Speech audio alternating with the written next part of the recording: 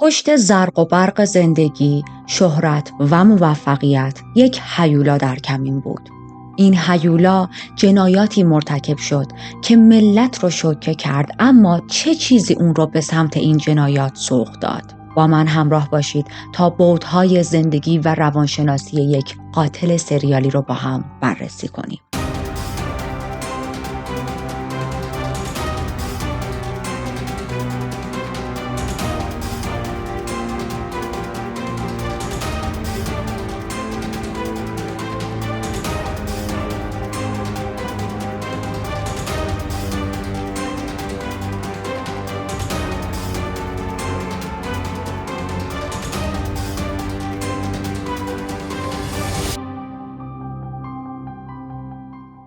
من ریتا هستم و توی این چنل پرونده های جنایی رو براتون تعریف میکنم. ما هر قسمت میریم سراغ یک داستان جنایی واقعی و به تمام جزئیاتش با هم دیگه میپردازیم. پس اگر محتوای جنایی و ترو کرایم رو دوست دارید میتونید همین الان کانال رو سابسکرایب کنید. یادتون باشه که لایک رو هم الان بزنید چون ممکنه در ادامه داستان و پرونده فراموش کنید.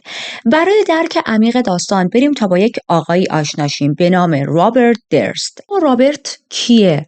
رابرت درست وارث مولتی میلیاردر سیمور درست پدرش بود و قرار بودش که یک بیزینس بسیار بزرگی رو از پدرش به ارث ببره. وقتی میگم وارث مولتی میلیاردر یعنی واقعا مولتی میلیاردر، یک خانواده بسیار پولدار و مطرح رو مد نظر داشته باشید. خانواده‌ای که چندین پشتشون از سالیان سال قبل همیشه پولدار بودن و این پول همینطوری بینشون چرخیده و رسیده به پدر رابرت و حالا قراره از یه جا به بعد هم برسه به رابرت و برادرهاش. اما خب بریم تا همه چیز رو از کودکی رابرت براتون تعریف کنم. رابرت الن درست توی 12 اپریل 1943 متولد شد. گفتیم اسم پدرش سیمور بود، مادرش برنیس. 3 تا بچه بودن و توی شمال نیویورک زندگی می‌کردن. کلاً خانواده‌شون از همون زمانهای قدیم تو همین منطقه به موفقیت و ثروت زیادی دست پیدا کرده بودن. اصلی ترین دلیل موفقیت خانواده‌اش هم به خاطر این بود که تو کار ریل استیت و به قول معروف ساخت و ساز بودن. در حال حاضر پدرش یکی از بزرگترین کامپانی هایی که در نیویورک بود و صاحب بود که مربوط به همین ریل استیت بود. زندگی گذشتگان رابرت به خودی خود جالب بود، مثلا اینکه پدر بزرگش چطوری به این ثروت رسید، بعد پدر بزرگش، بعد پدرش، اینا همه خیلی خودشون داستانهای متفاوت و مختلفی داره که من تصمیم گرفتم اینا رو اسکیپ کنم، بذارم کنار، تعریف نکنم و یک توضیح خیلی کلی به شما بدم، چون احساس کردم اگر بخوام داستان رو اونقدر از قدیم شروع کنم براتون واقعا بورینگ میشه و خب خیلی هم ربطی به محتوای جنایی امروز ما نداره. مهم اینه که ما میدونیم رابرت در یک خانواده بسیار پولدار و مطرح به دنیا اومده، بزرگ شده و قراره یک ارث خیلی زیادی هم بهش برسه. چیزی که مهمه و ما میخوایم بررسی کنیم سالهای اولیه زندگی رابرته که پر بود از تراما. وقتی رابرت 7 سالش بود، مادرش از پشت بوم خونه‌شون خودشو میندازه پایین و از دنیا میره. رابرت میگه پدرم من رو برد دم پنجره و مجبورم کرد که این صحنه رو ببینم. یه حالتی که انگار میدونست مادرش میخواد خودکشی کنه، میدونست همسرش در واقع میخواد خودکشی کنه و رابرت رو برده کنار پنجره و بهش گفته که مادرت رو تماشا کن، ببین میخواد خودش رو بندازه پایین و هیچ وقت تلاش نکرد که مادر من رو نجات بده. اما داگلس برادر رابرت این ادعا رو رد میکنه، میگه نه، رابرت این موضوع رو از خودش درآورده. با این حال توی روزنامه‌ها اخبار این اتفاق، این خودکشی پیچید و بعد از اینکه جسد مادرش رو بررسی کردن فهمیدن که مقدار خیلی بیش از حدی دارو توی خونش بوده و خب شاید اصلا تو حال طبیعی نبوده که این کار رو کرده. اما چیزی که مهمه اینه که خودکشی بوده و این خودکشی خیلی توی زندگی رابرت تاثیر گذاشته. به معنای واقعی رابرت بعد از مرگ مادرش دچار مشکلات روانی میشه و در حالی که فقط 10 سالش بود مجبور میشن که ببرنش پیش روانپزشک تا معاینه و بررسی براش انجام بده، چون اصلا حالات روانی رفتارش دست خودش نبود. به گفته اون روانپزشکی که رابرت رو معاینه کرده بود، وضعیت رابرت خیلی افتضاح بود. میگفت که رابرت به یک فروپاشی روانی رسیده و حتی داره علائم اسکیزوفرنی رو هم به ما نشون میده. اما فقط خب در همین حد بود. یعنی نه رابرتو بردن جایی بستری بکنن، نه حالا بهش قرص و دارویی بدن، هیچی. رابرت توی دبیرستان معروفی تحصیل میکرد. خب به هر حال گفتیم از یک خانواده مطرحی بود، دبیرستانش هم یک دبیرستان معمولی نبود و به گفته همکلاسیاش همیشه پسر خیلی تنهایی بود. اتفاق خیلی خاصی توی دوران دبیرستان و تحصیلش توی دانشگاه نمیفته تا اینکه یه مقدار ما بزنیم جلو برسیم به پاییز 71 که رابرت با یک دستیار دندون پزشک آشنا میشه، خانومی به نام کتلین مک کارمیک. همونطوری که اشاره کردم کتلین دستیار دندون پزشک بود، کارهایی مثل جرمگیری و پاکسازی دندون رو زیر نظر دندون پزشک انجام میداد. اینجا تو این بازه زمانی کتلین 18 سالشه و توی یک ساختمونی زندگی میکنه که اتفاقا این ساختمون هم متعلق به خانواده رابرته. یکی از اون ساختمون ها رو اجاره کرده بود برای زندگی و اصلا چطوری میشه که با رابرت هم رو ملاقات میکنن. یکی از بارهایی که رابرت رفته بود تا اجاره اون ماه رو از مستاجرها بگیره، از جمله کتلین باهاش آشنا میشه، خیلی از هم خوششون میاد، بیشتر گپ میزنن، بیشتر میرن سر دیت و میفهمه که کتلین تازه به نیویورک نقل مکان کرده، در واقع برای ادامه تحصیل، برای داشتن یک زندگی بهتر، یک زندگی موفقتر اومده به نیویورک که جای بزرگیه به امید پیشرفت. کتلین 18 ساله بسیار زن باهوش و دوست داشتنی بود. به خاطر رفتار گرم و صمیمی که داشت، هر وقت وارد جمعی میشد، همه نظرها بهش جلب میشد و از این شخصیت هایی بودش که واقعا مردم ازش خوششون میومد. دوست داشتن باهاش وقت بگذرونن. خیلی گفتم خونگرم بود. رابرت و کتلین یا همون کتی هم صداش میکنن. من ممکنه بعضی جاها بگم کتلین، ممکنه بعضی جاها بگم کتی. خیلی سریع با هم گفتیم صمیمی شدن، چند بار قرار میذارن. اما این قراراشون چطوری بود؟ اگر بخوام صادقانه بهتون بگم بیشتر این صمیمیت از سمت کتی بود و رابرت خیلی از اینایی نبودش که راه بره یک سر ابراز علاقه کنه به کتی، قربون صدقش بره، حالا مثل خیلی از کاپل های دیگه. اما کتی خیلی به این موضوع اهمیت نمیداد. میگفتش که خب حالا اخلاقش اینطوریه دیگه، نمیتونه خیلی احساساتش رو به زبون بیاره. اما در کل رابرت مرد مهربونیه، از ایناست که یه مقدار حساسه روی ادای کلمات و دوست نداره هی یه سری کلمات رو حروم کنه، الکی هی قربون صدقه آدم بره. همچین تصوری داشته از رابرت. ما یه چند هفته دوباره پرونده رو بزنیم جلو و برسیم به موقعی که رابرت با کمک پدرش، با پول پدرش، یک فروشگاه مواد غذایی خیلی بزرگی رو احداث کرده، راه اندازی کرده و الان چند تا دیت با کتی با هم رفتن و بعد از این چند تا دیت به کتی یک پیشنهادی میده، میگه که بیا تو خونه من با من زندگی کن. خونش کجا بود؟ خونش نزدیک همون فروشگاهی بود که تأسیس کرده بود. پس توی جنوری سال 1972 کتی درخواست رابرت رو قبول میکنه و میره که باهاش همخونه شه. بعد از اینکه زندگی مشترکشون رو با هم آغاز میکنن، الان همخونه هم شدن، میشه گفت واقعا شیفته هم بودن، با هم زیاد وقت میگذروندن. اما یه چیز رو ما فراموش نکنیم، این دو نفر 10 سال ایج گپ داشتن.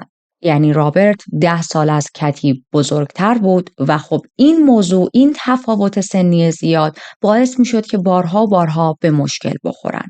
این هم باید منشن کنم، این دو نفر انگار از دو تا دنیای کاملا متفاوت بودن. رابرت از یک خانواده ثروتمند و قدرتمند بود، همه میشناختنش، هر جا میرفت عکاس‌ها دنبالش میکردن که عکس بگیرن، دنبال اخبار زندگیش بودن. و کتی از یک خانواده بسیار نرمال، به معنای واقعی نرمال بود، خانواده‌ای که هیچ شهرت یا چیز خاصی توش وجود نداشت. اما خب کتی خیلی تلاش میکرد که خودش رو با لایف استایل خانواده رابرت تطبیق بده. باز دوباره ما 1 سال بزنیم جلو و رابرت رو میبینیم که به خاطر فشارهایی که پدرش بهش میآورد فروشگاه رو بسته و باید بره سراغ یک کار دیگه، کاری که پدرش داره میگه. پدرش از اول هم خیلی موافق نبود که رابرت همچین فروشگاهی را بندازه. رابرت خیلی اصرار داشت که من این کار رو میکنم، من نشون میدم بهت که میتونم بیزینس رو خوب جلو ببرم. اما خب مثل این که خیلی موفق نبود. پدرش هم بعد از 1 سال میگه که جمع کن تو این کاره نیستی. و بهش میگه که باید بیای توی شرکت خانوادگیمون مشغول به کار شی. یک مقدار دیگه بزنیم جلو، برسیم به 12 اپریل 1973 که تولد 30 سالگی رابرته و توی روز تولدش رابرت و کتی تصمیم میگیرن که با هم ازدواج کنن.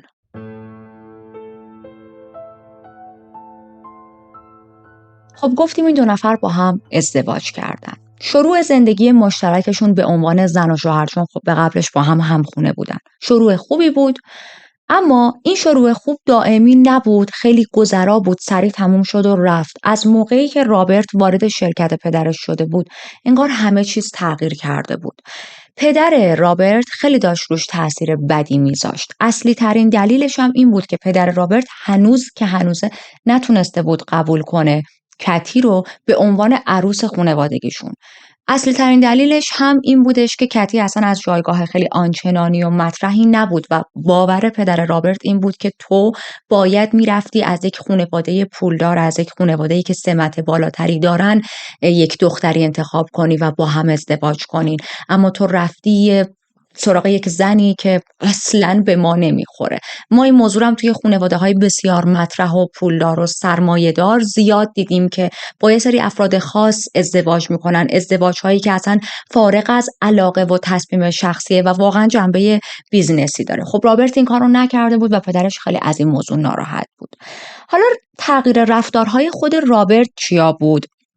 مثلا اوایل رابرت هر جا که میرفت دست کتی رو میگرفت، به بقیه نشون میداد، تو تمام مراسم‌های مختلف با افتخار، با ذوق و شوق همسرش که کتی بود رو به همه معرفی میکرد. دوست داشت که تمام مدت توی اوقات فراغتش با کتی وقت بگذرونه و ببره بهش جاهای مختلف و خیلی به قول خودمون خفن نیویورک رو به کتی نشون بده. اما حالا که یک مقدار زمان گذشته بود، این زمانی هم که میگم یه زمان خیلی کوتاهی، نه که حالا چندین و چند سال گذشته باشه، رفتارش نسبت به کتی خیلی سرد شده بود. دیگه دوست نداشت همه جا با خودش ببرتش، دیگه دوست نداشت به پاپارازی و خبرنگارها و عکاسا همسرش رو نشون بده، توی مراسم‌های خاص سعی می‌کرد تنها شرکت کنه و یه جوری یک گپ خیلی زیادی بین این دو نفر افتاده بود. گپی که باعث شده بود کتی به معنای واقعی احساس کنه توی سختی و رنجه. به علاوه اینکه کتی متوجه یه سری نشونه‌های رفتاری خیلی غلط، همون رد فلگز که ما همیشه تو پرونده ها ازش صحبت می‌کنیم، از سمت رابرت شده بود. مثلا اینکه میفهمه رابرت مشکل کنترل خشم داره. حالا یعنی چی؟ اوایل که با هم بحثشون میشد خیلی سر کتی داد میزد. بعد از یه مدت وانمود میکرد که میخواد کتکش بزنه. یعنی چی وانمود میکرد؟ یعنی مثلا مشتشو می آورد بالا، اما به جای اینکه به کتی بکوبه میکوبوند توی دیوار، یا مثلا بهش تهدیدش میکرد، میگفت یه کاری نکن انقدر بزنمت که فلان اتفاق واسط بیفته. اما بعد از یه مدت این تهدیدها به واقعیت هم تبدیل شد و کتک زدنهای کتی رو شروع کرده بود. از یه جایی به بعد رابرت دیگه اصلا براش مهم نبود که ما الان خودمون دوتا توی خونه هستیم و من این خشونت خانگی رو اعمال کنم، یا ما الان توی یک جمعی هستیم که آدم‌های دیگه هم وجود دارن. مثلا یه بار یک مهمونی خانوادگی کریسمس بود، برادر کتی هم حضور داشت، خانواده رابرت بودن و بینشون بحث به وجود میاد بین رابرت و کتی و در ادامه این بحث رابرت کتی رو از موهای سرش میگیره و پرت میکنه روی زمین. خب واقعا این حرکت خیلی افتضاحیه، به دور از انسانیته و برادر کتی حالتی بود که دهنش از تعجب باز مونده بود که خواهر من با چه حیوانی، البته واقعا نباید با حیونا این کارها رو نمی‌کنن، اما با چه بگم موجود عجیب غریبی بهتره، با چه موجودی داره زندگی میکنه. و خانواده رابرت هم اینطوری بودن که به هر حال زوجها با هم دعوا میکنن و ما هم نباید خیلی دخالت کنیم. خیلی واقعا عجیبه، اما خب اتفاقیه که افتاده بود. یعنی ببینید میزان خشونت رابرت دیگه جوری بود که بین بقیه هم کاملا نشون میداد. کتی انقدر احساس تنهایی میکرد که تمام مدت ناراحتی‌ها و غصه‌ها و مشکلات زندگیش رو توی دفترچه خاطراتش برای خودش مینوشت و خیلی از چیزهایی هم که من دارم براتون تعریف میکنم از دفترچه خاطرات کتیه. مثلا اشاره میکرد که رابرت خیلی مرد خسیسیه، با وجود اینکه این همه پول داره، با وجود اینکه واقعا مولتی میلیاردر هستن و نمیشه صفرای توی حساب بانکیاشون رو شمرد، اما مدام مراقب خرج و مخارج و این هزینه هاشون هست و این مراقبتی که میگم یک مراقبت بیمارگونه، یک مراقبت خیلی همراه با خساست، نه چیزی که بگیم خب حالا بله طرف پول داره اما حسابگرم هست. نه، حسابگر بودن با خسیس بودن خیلی فرق میکنه و من منظورم اینه که رابرت به شدت خسیس بود. خیلی کار داشت که کتی چه چیزهایی رو داره خرج میکنه. میدونید خساست بگم همراه با کنترلگری خیلی بهتره، این دوتا رو با هم میکس کنید.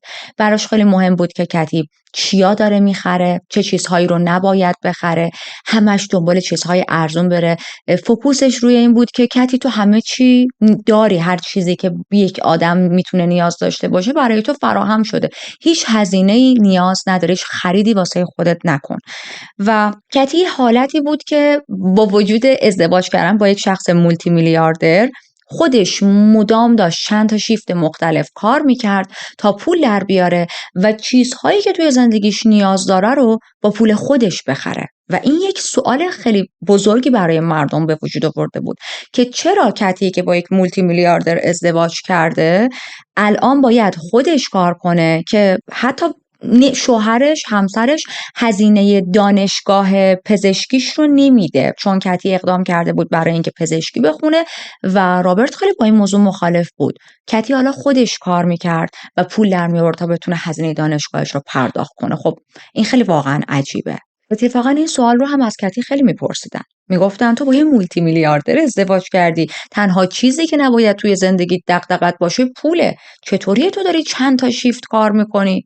و کتی میخندید، به شوخی میگرفت این حرف ها رو و به اطرافیانش میگفتش که میدونید چیه، من خودم یک شخصیتی دارم که هر چقدر هم همسرم پولدار باشه دوست دارم رو پای خودم وایسم. اما واقعیتی که توی دفترچه خاطراتش مینوشت متفاوت بود. واقعیت این بود که رابرت اصلا اجازه نمیداد کتی یک قرون از پولهای خانوادگیشون رو خرج کنه. علاوه بر اینا دکتر شدن به کتی آزادی و رهایی میداد. غیر از اینه خب اگر که میتونست دانشگاهش رو با موفقیت پشت سر بذاره و تبدیل به پزشک بشه، درآمد خوبی هم میتونست به دست بیاره، میتونست پسنداز کنه، میتونست هزینه هاش رو راحت تر تأمین کنه و رابرت از این موضوع خوشش نمی اومد. رابرت دوست داشت که بتونه سر مسائل مالی کتی رو کنترل کنه. چند سال بعد از ازدواج رابرت یه چیزی به کتی میگه که خیلی ناراحتش میکنه. رابرت بهش گفت که من دوست ندارم بچه دار شیم. این موضوع تاثیر خیلی بدی توی زندگیشون داشت، چون که کتی خیلی دوست داشت بچه داشته باشه، اما حالا رابرت داشت همچین حرفی میزد. کتی سعی میکنه نظرش رو عوض کنه، یه ذره بیشتر باهاش حرف بزنه و میگه که خب حالا اوکی، اگر که دوست نداری خودمون بچه دار بشیم، بیا بریم یک بچه‌ای اداپت کنیم از یه جا. و بعد از چند بار که این موضوع رو میگه رابرت هم قبول میکنه، اما هر بار که کتی با یک پرورشگاهی، با یک جایی، با یک ایجنتی قرار میذاشت که برن تا یک بچه‌ای رو ببینن، حالا اصلا ببینن اگر خوششون میاد مراحل قانونیش رو برن جلو، بلا استثنا رابرت میپیچوند و نمیرفت سر قرار. حالتی بود که فقط لفظی گفته بود باشه اوکی بریم بچه اداپت کنیم، اما در عمل واقعا دوست نداشت بچه دار شه. اما خب سال 76 در جریان سکس هایی که با هم به هر حال داشتن، کتی باردار شد و رابرت خیلی از این موضوع عصبانی شد. فریاد میزد و به کتی میگفت که تو از قصد باردار شدی و باید بچه رو از بین ببری. خب کتی اصلا دوست نداشت بچه رو از بین ببره. میگفت حالا که این اتفاق افتاده بچه رو بیا نگه داری، من مطمئنم بچه بیاد تو زندگیمون همه چیز اوکی میشه، بهتر میشه. اما با این تهدید روبرو شد که رابرت بهش گفت اگر بچه رو از بین نبری، اگر سقط جنین انجام ندی، باید از هم طلاق بگیریم. دیگه اونجا توی اون نقطه کتی مجبور شد که بچه رو از بین ببره. اما این سقط جنین از اونجایی که میتونیم حدس بزنیم باعث شد افسردگی خیلی شدیدی سراغ کتی بیاد. و تو همون دوران هم بود که کتی میفهمه رابرت یک رابطه عاشقانه مخفی با یک خانومی داره. در واقع اولین باری که مچ رابرت رو میگیره همین تایمیه که دارم بهتون میگم. از کجا هم میفهمه؟ یه بار داشت خونه رو تمیز میکرد، یه سری عکس پیدا میکنه. این عکس ها با این دوربین فوریا، چاپ فوری، نمیدونم حالا اصطلاح فارسیشو دارم درست میگم یا نه، با همچین دوربینی گرفته شده بود. این دوربینه که شما وقتی عکس میگیرید سری عکس رو میده بیرون. و خب خیلی این عکس ها عجیب بود. عکس خونه زندگی خودشون بود که دیزاینش تغییر کرده بود، یه حالتی بود که انگار خونه یه آدم مجرده. و خب یه سری رفتارهای عجیب غریبم از رابرت دیده بود، سردی دیده بود و حدس میزدش که رابرت با یک کس دیگه توی رابطه است. این عکس‌ها رو هم که دید دیگه مطمئن شد. میره به رابرت میگه، عکس‌ها رو نشون میده، میگه داستان این عکس‌ها چیه؟ چرا باید همچین عکس‌هایی بگیری؟ چرا تو باید تو خونه ما لوازم رو جابجا کنی و تظاهر کنی که خونه ما شکل خونه یه آدم مجرده؟ و رابرت هم اونجا خیلی رک میگه به خاطر اینکه من با یک آدم دیگه، با یک خانم دیگه توی رابطه بودم و بله داستان این عکس‌ها هم اینه که من داشتم تظاهر میکردم بهش که من تنها تو این خونه زندگی میکنم و وقتایی که میخواد بیاد پیش من خیالش راحت باشه که من همسری ندارم. در واقع وقتایی که مطمئن بود کتی دانشگاه، مطمئن بود کتی مثلا شاید 1-2 روز 3 روز بره خونه دوستی، خانواده‌ای کسی بمونه، توی این زمانها یه خانم دیگر رو می آورد تو خونه و با هم رابطه جنسی و عاطفی داشتن. خب این اتفاق یک شکاف خیلی بزرگی بین زندگی عاطفی این زوج ایجاد کرد. شکافی که بهتون میگم، تا قبل از این اتفاق کتی رابرت رو دوست داشت. درسته که رابرت خیلی رد فلگز زیاد داشت، اما میگفت که اوکی حداقل من این آدم رو دوست دارم. درسته خیلی گنده دماغه، خیلی اخلاقهای افتضاح زیاد داره، ولی من دوستش دارم و ما دوتا با همیم. اما بعد از این اتفاق دید نه بابا این اصلا داره با بقیه میپره و من دیگه هیچ چیزی ندارم برای اینکه به این آدم علاقه داشته باشم. اما باز این شکاف عاطفیه که بینشون به وجود اومد فقط برای کتی ناراحت کننده بود و کتی تنها کسی بود که داشت از این اتفاق رنج میبرد. رابرت اصلا این خیالش هم نبود، هیچ فرقی به حالش نمیکرد که حالا تا اینجا کتی منو دوست داشته، از اینجا به بعد دیگه منو دوست نداره. خب نداشته باش. واقعا حالتی بود که من دارم زندگیمو میکنم، بودی نبودی بقیه هستن. ما یه مقدار دیگه بزنیم جلو، برسیم به اوایل سال 82. کتی اینجا 29 سالش شده، داره سال آخرش توی کالج پزشکی رو میگذرونه و تصمیم داره که پزشک کودکان بشه. حساب کنید مهمترین سال تحصیلیشه و در حالی یک سره داره توی کالج حضور پیدا میکنه یا توی مثلا بیمارستان ساعتهایی که باید کار کنن حضور پیدا میکنه که صورتش که بدنش پر از کبودیه و خب طبیعتا همکارها خیلی ازش میپرسیدن، هم کلاسی‌هاش خیلی میپرسیدن که تو چته، چرا این همه کبودی رو صورتت چی کار میکنه و همیشه قایم میکرد، هی بهانه میآورد، هی میگفت خوردم به اینجا خوردم به اونجا.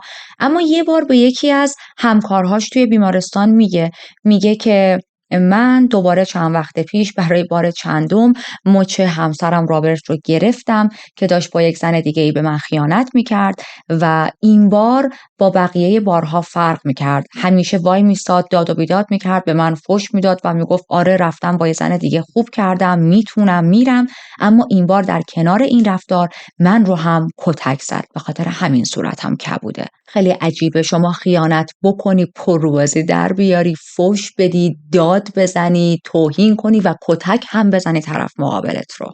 این رابطه آخر مخفیانه‌ای که رابرت داشت، کتی فهمیده بود با یک خانومیه به نام پرودنس فرو و ارتباط رابرت با این خانوم صمیمیتر و گرمتر از بقیه خیانت‌هاش بود. خب کتی یه مقدار حالا سوای ناراحتی این که همسرش باز داره بهش خیانت میکنه، استرس این رو داشت که نکنه رابطش با این خانوم انقدری جدی بشه که کلا دیگه من رو فراموش کنه و بذاره کنار، که البته خیلی بود و نبوده کتی واقعا تو زندگی رابرت تأثیری نداشت. اما به هر حال همه این حال و احوال افتضاح رو شما در نظر داشته باشید، در کنار استرس ناشی از دانشکده پزشکی که گفتیم سال آخره و مهمترین سالیه که کتی داشت میگذروند، باید از همه سالها ریلکس تر باشه و از همه سالها استرسش بیشتره.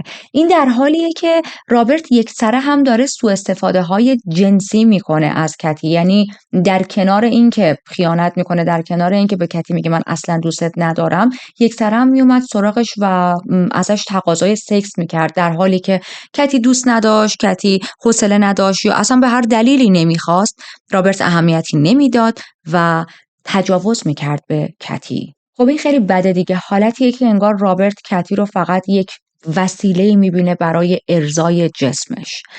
برای اینکه کتی بتونه این شرایط رو راحت‌تر تحمل کنه، شروع میکنه به مصرف مدام الکل و یه سری از مواد مخدر، بلکه بتونه این ابیوزها رو راحت‌تر تحمل کنه. حالتی شده بود که واقعا به ندرت میخوابید، به ندرت غذا میخورد و دوستاش متوجه شده بودن که دیگه هیچ خبری از اون کتی پر انرژی و پرشور و نشاط وجود نداره. به جای اون دختری که میشناختن یک زنی اومده که همیشه ناراحت، نگران، خیلی لاغر شده، خیلی استرس داره و سر تا سر بدنش پر از کبودیه. توی این نقطه کتی متوجه میشه که فقط و فقط اونه که تو این رابطه داره آب میشه، داره اذیت میشه و بالاخره تصمیمش رو میگیره برای طلاق دادن رابرت. به دوستاش هم میگه که من به محض اینکه دانشگاهم تموم شه و فشار دانشگاه بره کنار، میخوام درخواست طلاق کنم و رابرت رو طلاق بدم. خب این موضوع رو به رابرت هم میگه ببین زندگی ما خیلی وقت از هم جدا شده، تو خیلی وقت دیگه به من هیچ علاقه ای نداری، یک سره داری چند ماه یه بار در طی این چندین سال زندگی مشترک میری سراغ زنهای دیگه و من هم دارم در کنار تو اذیت میشم، تو هم من رو دوست نداری، تو هم داری اذیت میشی. خب چه کاری این زندگی رو با هم ادامه بدیم و بیا به این فکر کنیم که از هم جدا شیم. اما فکر میکنید رفتار رابرت چی بود؟ الان اینجا ما باید منطقیش اینه که بگیم رابرت بشکن زنان میگه آخه من از خودم بود، من 10 سال پیش مثلا میخواستم از تو جدا شم. ولی نه، رابرت خیلی عصبانی میشه، تمام کردیت کارت های کتی رو مسدود میکنه، حسابهای بانکی مشترکشون رو حذف میکنه و حتی قرار بود شهریه ترم بعد دانشگاه رو اون پرداخت کنه، چون واقعا کتی اونقدر پول نداشت که بتونه تمام مخارج دانشگاهش رو بده، اما اون رو هم نمیده. میگه برو خودت بده، میخوای جداشی؟ خیلی خوب، هزینه هات هم با خودت. اما کتی واقعا براش مهم نبود، به نقطه سیاه رسیده بود، به اون بن‌بسته رسیده بود و میره درخواست طلاق میکنه. توی این درخواست طلاقش میگه من برای جدایی $250,000 سهم از این زندگی میخوام. دوستاش خیلی براشون عجیب بود که تو چطوری همچین چیزی رو درخواست کردی. رابرتی که پول نوشابه تو رو هم حساب میکنه و مدام بهت میگه مثلا نوشابه نخور، آب بخور، هزینت زیاد نشه، اینقدر خسیسه، چطوری بیاد به تو $250,000 بده؟ و کتی به دوستاش میگه من مدارکی از رابرت دارم که نشون میده رابرت در حال اختلاس کردن از شرکت پدرش. اگر این مدارک رو به پدرش نشون بدم کار رابرت تمومه و از ارث چندین میلیون دلاری کاملا محروم میشه. پس به نفع رابرته که این $250,000 رو به من بده و منو ساکت نگه داره. دوستاش بهش میگن مطمئنی میخوای اینجوری $250,000 رو از رابرت بگیری؟ مطمئنی برات دردسر درست نمیشه؟ و کتی حالتی بود که این همه سال خشونت‌ها و ابیوزهای مختلف رابرت رو تحمل کردم، بدرفتاری‌هاش رو، کتک‌هاش رو، خیانت‌هاش رو تحمل کردم و یک بار تلاش نکردم که حتی به اطرافیانم بگم که بابا من تحت خشونت خانگیم. اما دیگه بسمه، دیگه نمیخوام اون زن خیلی ساکت به اصطلاح خوب معصومی باشم که جامعه انتظار داره، مخصوصا حالا توی اون زمان قدیم، رفتار کنم در مقابل رفتارهای غلط شوهرم سکوت کنم. من این مدرک رو واقعا به پدرش رو میکنم اگر رابرت به من این پول رو نده. خونه زندگیش رو هم از رابرت جدا میکنه. میره یک آپارتمان کوچیکی توی یه بخشی در نیویورک اجاره میکنه و 2 تا از دوستاش به اسم بیل و جورج مدام میومدن به کتی سر میزدن، نگرانش بودن. بیل و جورج با کتی زندگی نمیکردن، هم خونش نشده بودن، اما هر روز میومدن به کتی سر بزنن. میدونستن که از نظر روحی روانی کتی خیلی حالش بده و نباید تنها باشه.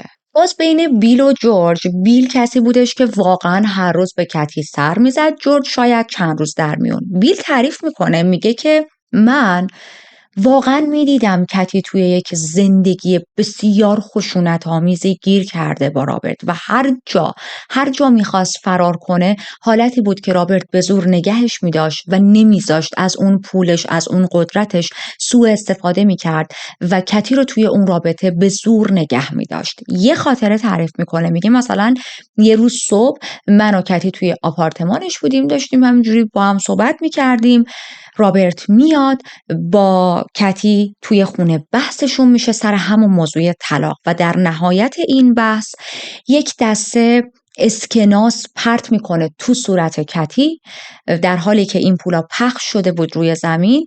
با یه حالت خیلی تحقیرآمیز بهش میگه که با این پولا من میتونم سر تا پای زندگی تو رو بخرم. این طلاقی که توی فکرت هرگز اتفاق نمیافته. بعد از اون روز، بعد از اون اتفاق، خب کتی خیلی بهش برخورده بود. جلوی دوستش رابرت اومده بود و تحقیرش کرده بود.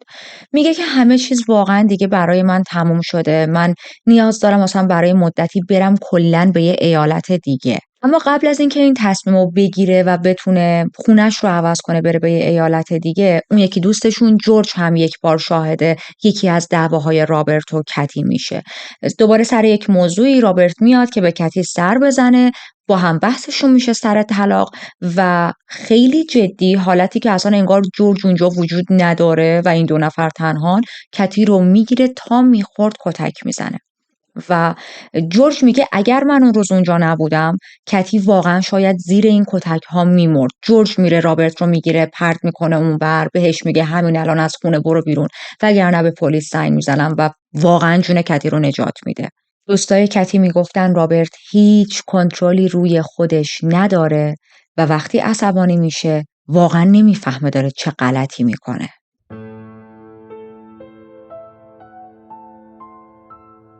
خب ما الان کجای پرونده ایم؟ جایی که کتی خیلی اصرار داره از رابرت میخواد جدا شه، جایی که بهش گفته $250,000 باید به من در ازای این جدایی حق من، سهم من از این همه سال زندگی بدی، وگرنه من اون مدارکی که دارم بر علیه اختلاسی که داری میکنی رو به پدرت نشون میدم. رابرتی که یک سره داره خشونت به کتی نشون میده و از اون طرف کتی میگه اصلا من میخوام بذارم برم یک ایالت دیگه که اصلا لوکیشن من رو رابرت ندونه. و 10 روز بعد از آخرین دعوای شدیدی که داشتن، همون دعوایی که دوست کتی جورج میاد نجاتش میده، کتی ناپدید میشه. کتی آخرین بار توی 31 جنوری سال 1982 دیده شده بود و چه موقعی بود؟ یک دینر پارتی بود، رفته بود مهمونی یکی از دوستاش، آخرین بار همه اونجا دیده بودنش. اسم این دوستش گیلبرتا بود و اون شب میبینه که اتفاقا کتی خیلی غیر منتظره وارد مهمونی شده. در واقع اصلا منتظر کتی نبوده، یعنی اصلا کتی دعوت نبوده توی اون مهمونی. گیلبرتا میگه که رفتار کتی خیلی عجیب بود.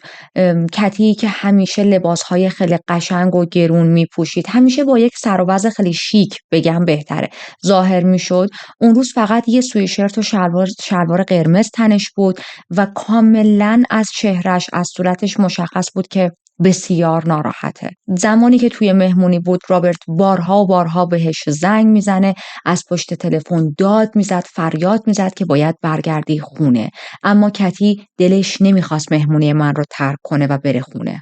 گیلبرتا در ادامه میگه آخرین گفتگویی که با کتی داشتم خیلی تاثیرگذار بود.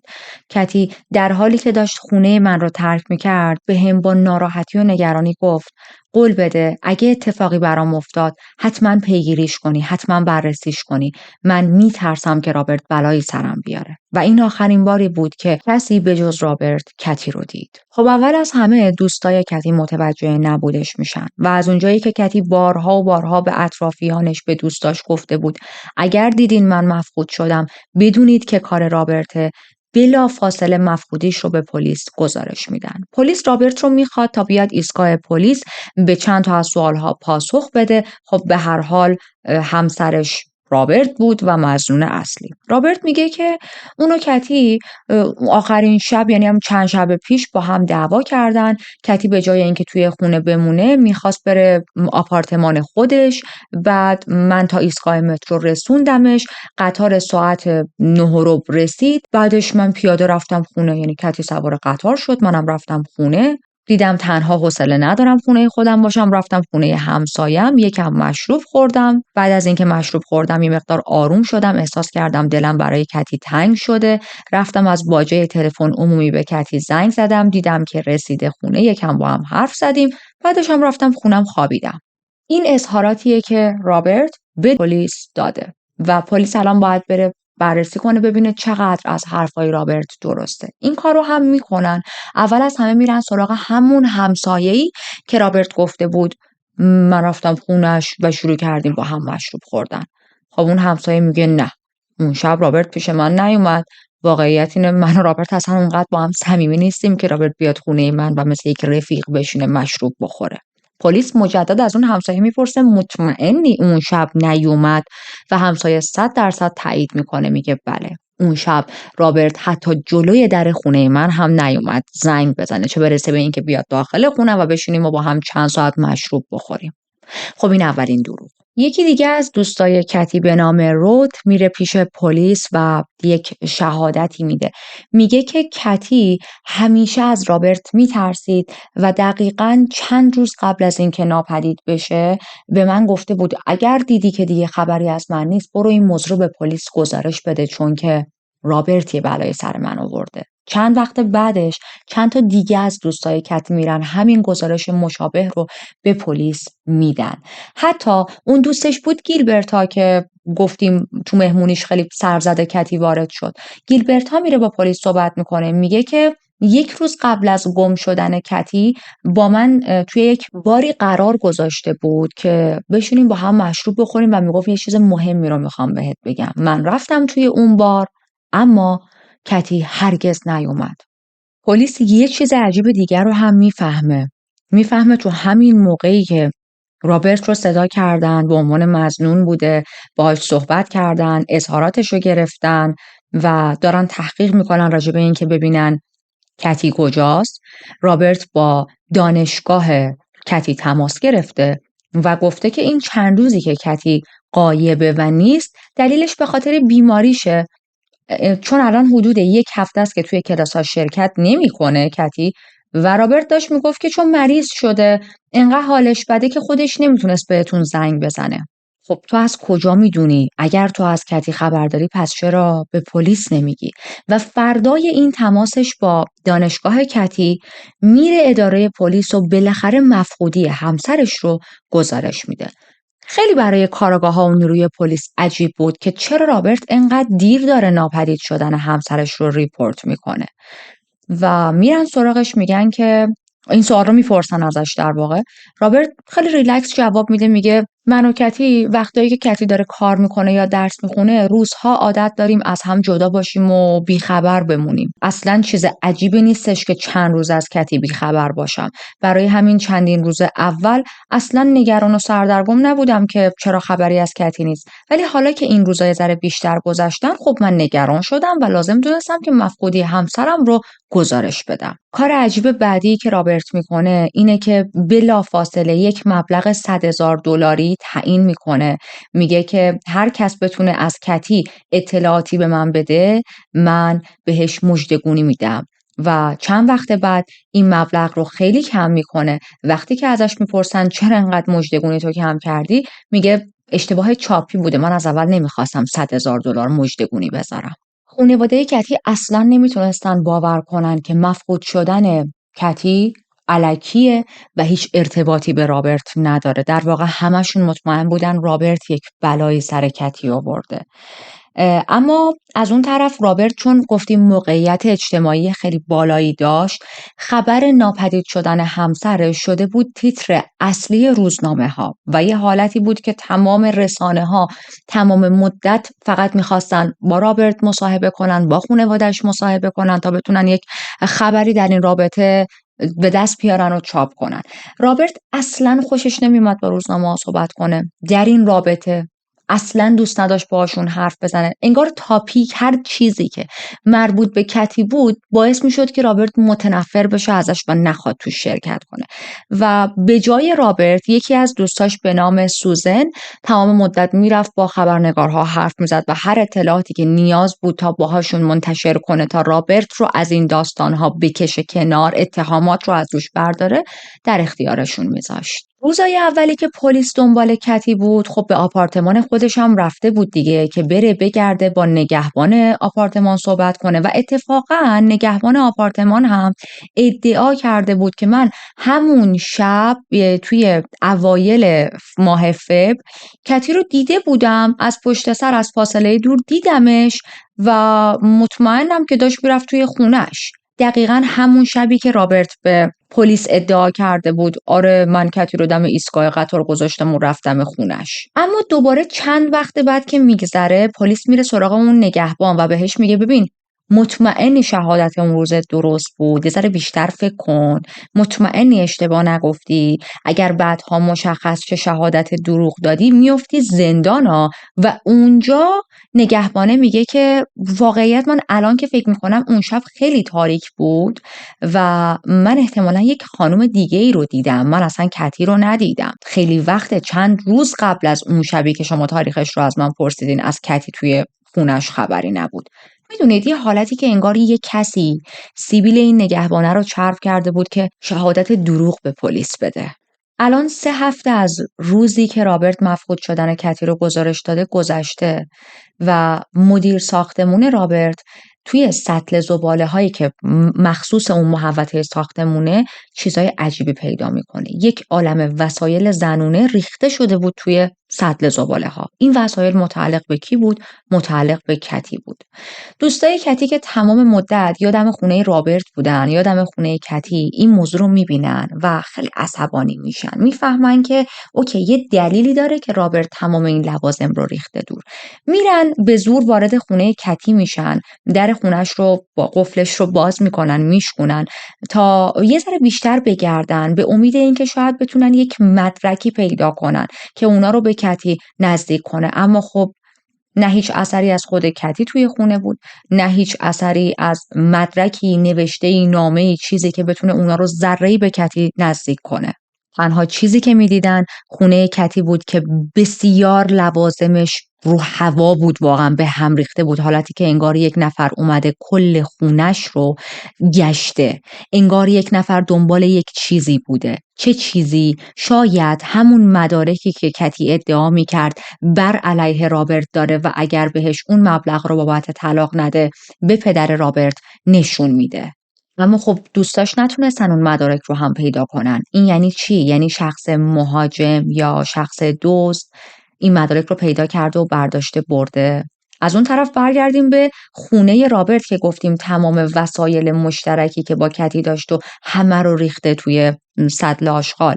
اینقدر این لوازم زیاد بود که یه کانالی که مخصوص دفع زباله بود این کانال بسته شده بود و مدیر ساختمون گله میکنه، شکایت میکنه به رابرت، میگه بابا این چه وضعشه، بیا این لوازم رو بردار، کانال مسدود شده، بقیه نمیتونن استفاده کنن. حالا وقتی میگم لوازم یعنی چی؟ یعنی تمام لباس ها، تمام کتاب های دانشگاه کتی، تمام جواهراتش، هر چیز مهم یا غیر ضروری که مربوط به کتی بود توسط رابرت دور انداخته شده بود. این کارش یعنی دور ریختن وسایل کتی فقط و فقط داشت یه چیز رو به دوستهای کتی، به اطرافیان کتی میگفت. اونم این که رابرت انقدر از بلایی که سر کتی اومده مطمئن بود که میدونست دیگه قرار نیست برگرده و به لوازمش هرگز نیاز نداره.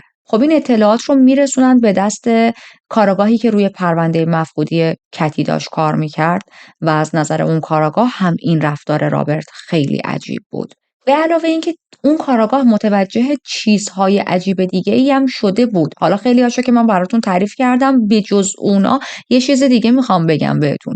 یکی از کارهایی که خیلی به نظر عجیب میومد این بود که رابرت تمام حرفهایی که به پلیس ها میزد و شروع میکرد به یادداشت کردن.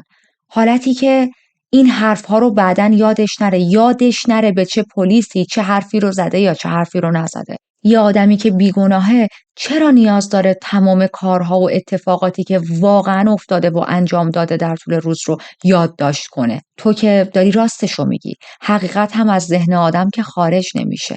چی رو تو داری یادداشت میکنی که فراموش نکنی و تبدیل به اظهارات دروغ نشه؟ اما خب ببینید هیچ کدوم از این چیزایی که ما داریم تعریف میکنیم مسائل کافی نیست برای اینکه بتونن به رابرت اتهام قانونی وارد کنن و دستگیرش کنن بکشوننش توی دادگاه. عجیبیش عجیبه، بله خیلی.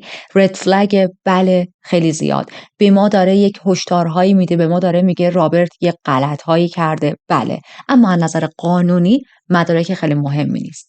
رابرت تمام لباسهای کتی رو پرت کرد توی سطل زباله، بله کرد. میتونسته از خشم و عصبانیت پرت کرده باشه، میتونه به خاطر نبود فضا توی خونش پرت کرده باشه یا هزار تا بهانه. رابرت تمام وقایع رو توی یه دفتر یادداشت میکرد وقتی با پلیس ها حرف میزد. بله عجیبه، اما میتونه مثلا یک وسواسی داشته باشه که همه چیز رو یادداشت کنه و ارگانایز کنه. چنین وسواسی رو بعضی ها نادر دارن. رابرت توی بازجوییاش با پلیس دروغ بهشون گفته که من اون شب رفتم خونه همسایه مشروب خوردم، این کارو کردم اون کارو کردم. بله اظهارات دروغه، اما میتونه این ادعا رو کنه من خیلی مست بودم و چون خیلی مست بودم واقعیت اصلا یادم نمیاد اون شب چه اتفاقهایی افتاد. به هر حال این کاراگاه خیلی به رابرت مشکوکه. همش دنبال اینه که یک فرصتی گیر بیاره تا با رابرت بازجویی بیشتری انجام بده و بلکه یک سوتی بتونه از تو حرفاش بکشه بیرون. اما از مقامات بالاتر این کاراگاه رو تشویق میکنن به این که این پرونده رو بذار کنار و یه حالتی بودن که اصلا انگار دوست نداشتن پرونده حل بشه. در حدی که حالا الان چند هفته از پرونده مفقودی کتی باز شده و به سرعت هم دستور میدن تا پرونده رو ببندید. معمولاً برای حل کیس های درجه بالا مثل این کیس، یعنی پرونده هایی که خیلی توسط رسانه ها پوشش داده میشن، حالا به خاطر شهرت بعضی از اشخاص توی اون کیس، زمان و نیروی زیادی پلیس میذاره. ولی برای این پرونده داستان اینطوری پیش نرفت. به نظر می اومد خانواده رابرت براشون مهم نبود که بهترین نیروهای پلیس نیویورک دارن روی این پرونده کار میکنن و اصلاً با پلیس و مراجع قانونی همکاری نمیکردن. رابرت هیچ مصاحبه‌ای نمیکرد، تست دروغ سنج نداد، جواب نمیداد به هیچ کس. حتی با چند تا گزارشگر وقتی مجبور شد که مصاحبه کنه، گیر آوردنش یه جا مجبور شد حرف بزنه، خیلی بیسیک به سوالها پاسخ میداد. در جریان مفقودی کتی و تمام این حواشی گاسیپ خیلی به وجود اومده بود بین مردم. این گاسیپ ها چه بدی داره؟ ضرر داره میرسونه به بیزینس خانواده رابرت، مال و اموال پدر رابرت. و رابرت دیگه حالتی بود که مجبور بود الان بره با یه دونه از این کانال های خبری، با این مجله ها که معروفن، مصاحبه انجام بده، بلکه دهن اینا بسته شه، این گاسیپ ها ازشون دور شه و بیزینسشون به حالت اول برگرده. این کار رو هم میکنه، تصمیم میگیره با یک مجله مصاحبه کنه.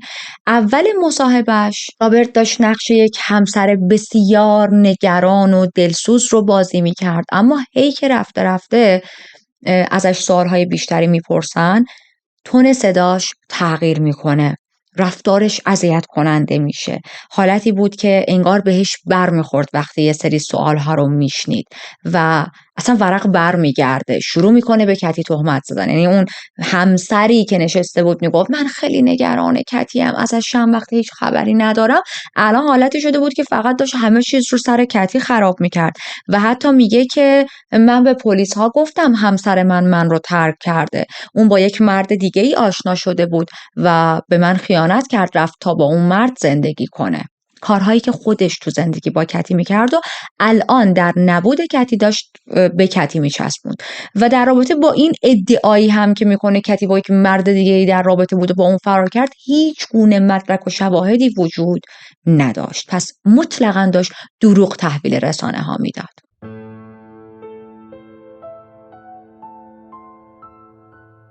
کارآگاهی که روی پرونده مفقودی کتی داشت کار میکرد 100% به رابرت مظنون بود.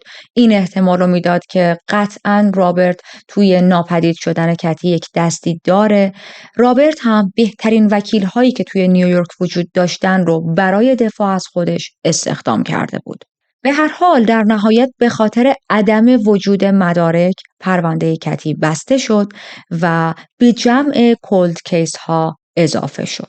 بعد از ناپدید شدن کتی و بسته شدن پرونده مفقودیش زندگی برای رابرت ادامه داشت با افراد معروفی که در رابطه با بیزینس بودن، توی نیویورک رفت و آمد میکرد، همه چیز واسش نرمال بود، خیلی توی جمع آدمهای معروف دوباره جا افتاده بود. اما از یک جایی به بعد شروع میکنه فاصله گرفتن و ارتباطش رو با همه قطع میکنه به جز چند نفر، از جمله یکی از دوستای صمیمیش به نام سوزن برمن.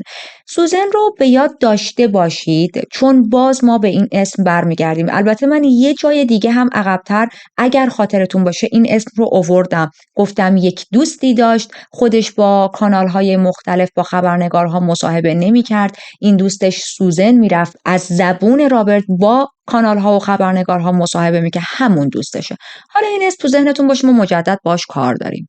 یه مقدار بزنیم جلو و برسیم بین سالهای 1990 تا 2000 که توی این باز زمانی رابرت کاملا مسیر جدیدی توی زندگیش به وجود آورده، یک ازدواج مجددی کرده، اون خونه مشترکی که با کتی با هم داشتن رو فروخته و حتی غیابی درخواست طلاق کرده بود از کتی، طلاق گرفته بود از کتی و دلیلش هم این بود که همسر من رو ترک کرده، یعنی ترک شدن توسط همسر ارائه شده بود از سمتش و تونسته بود طلاق بگیره.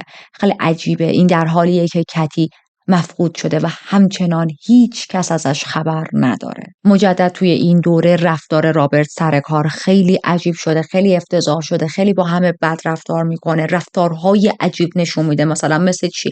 مثلا اینکه بارها و بارها کارمنداش دیده بودن که رابرت برای دستشویی کردن به جای اینکه بره و از یک توالت استفاده کنه میره توی سطل آشغال‌ها دستشویی میکنه. خیلی عجیبه. شما رئیس یک بخشی توی شرکت باشید، پدرتون مولتی میلیاردره و برید تو شرکت خودتون مثلا بکشین پایین تو سطل آشغال دفتر شروع کنین شاشیدن. اصلا نمیدونم، خنده داره واقعا. اینقدر این رفتار رو ادامه میده که پدرش عصبانی میشه. سال 1994 در حالی که قرار بود جایگزین پدرش باشه، رئیس کمپانی خانوادگیشون باشه، رابرت رو برکنار میکنه و برادر کوچیکش داگلس رو به جای اون میشونه.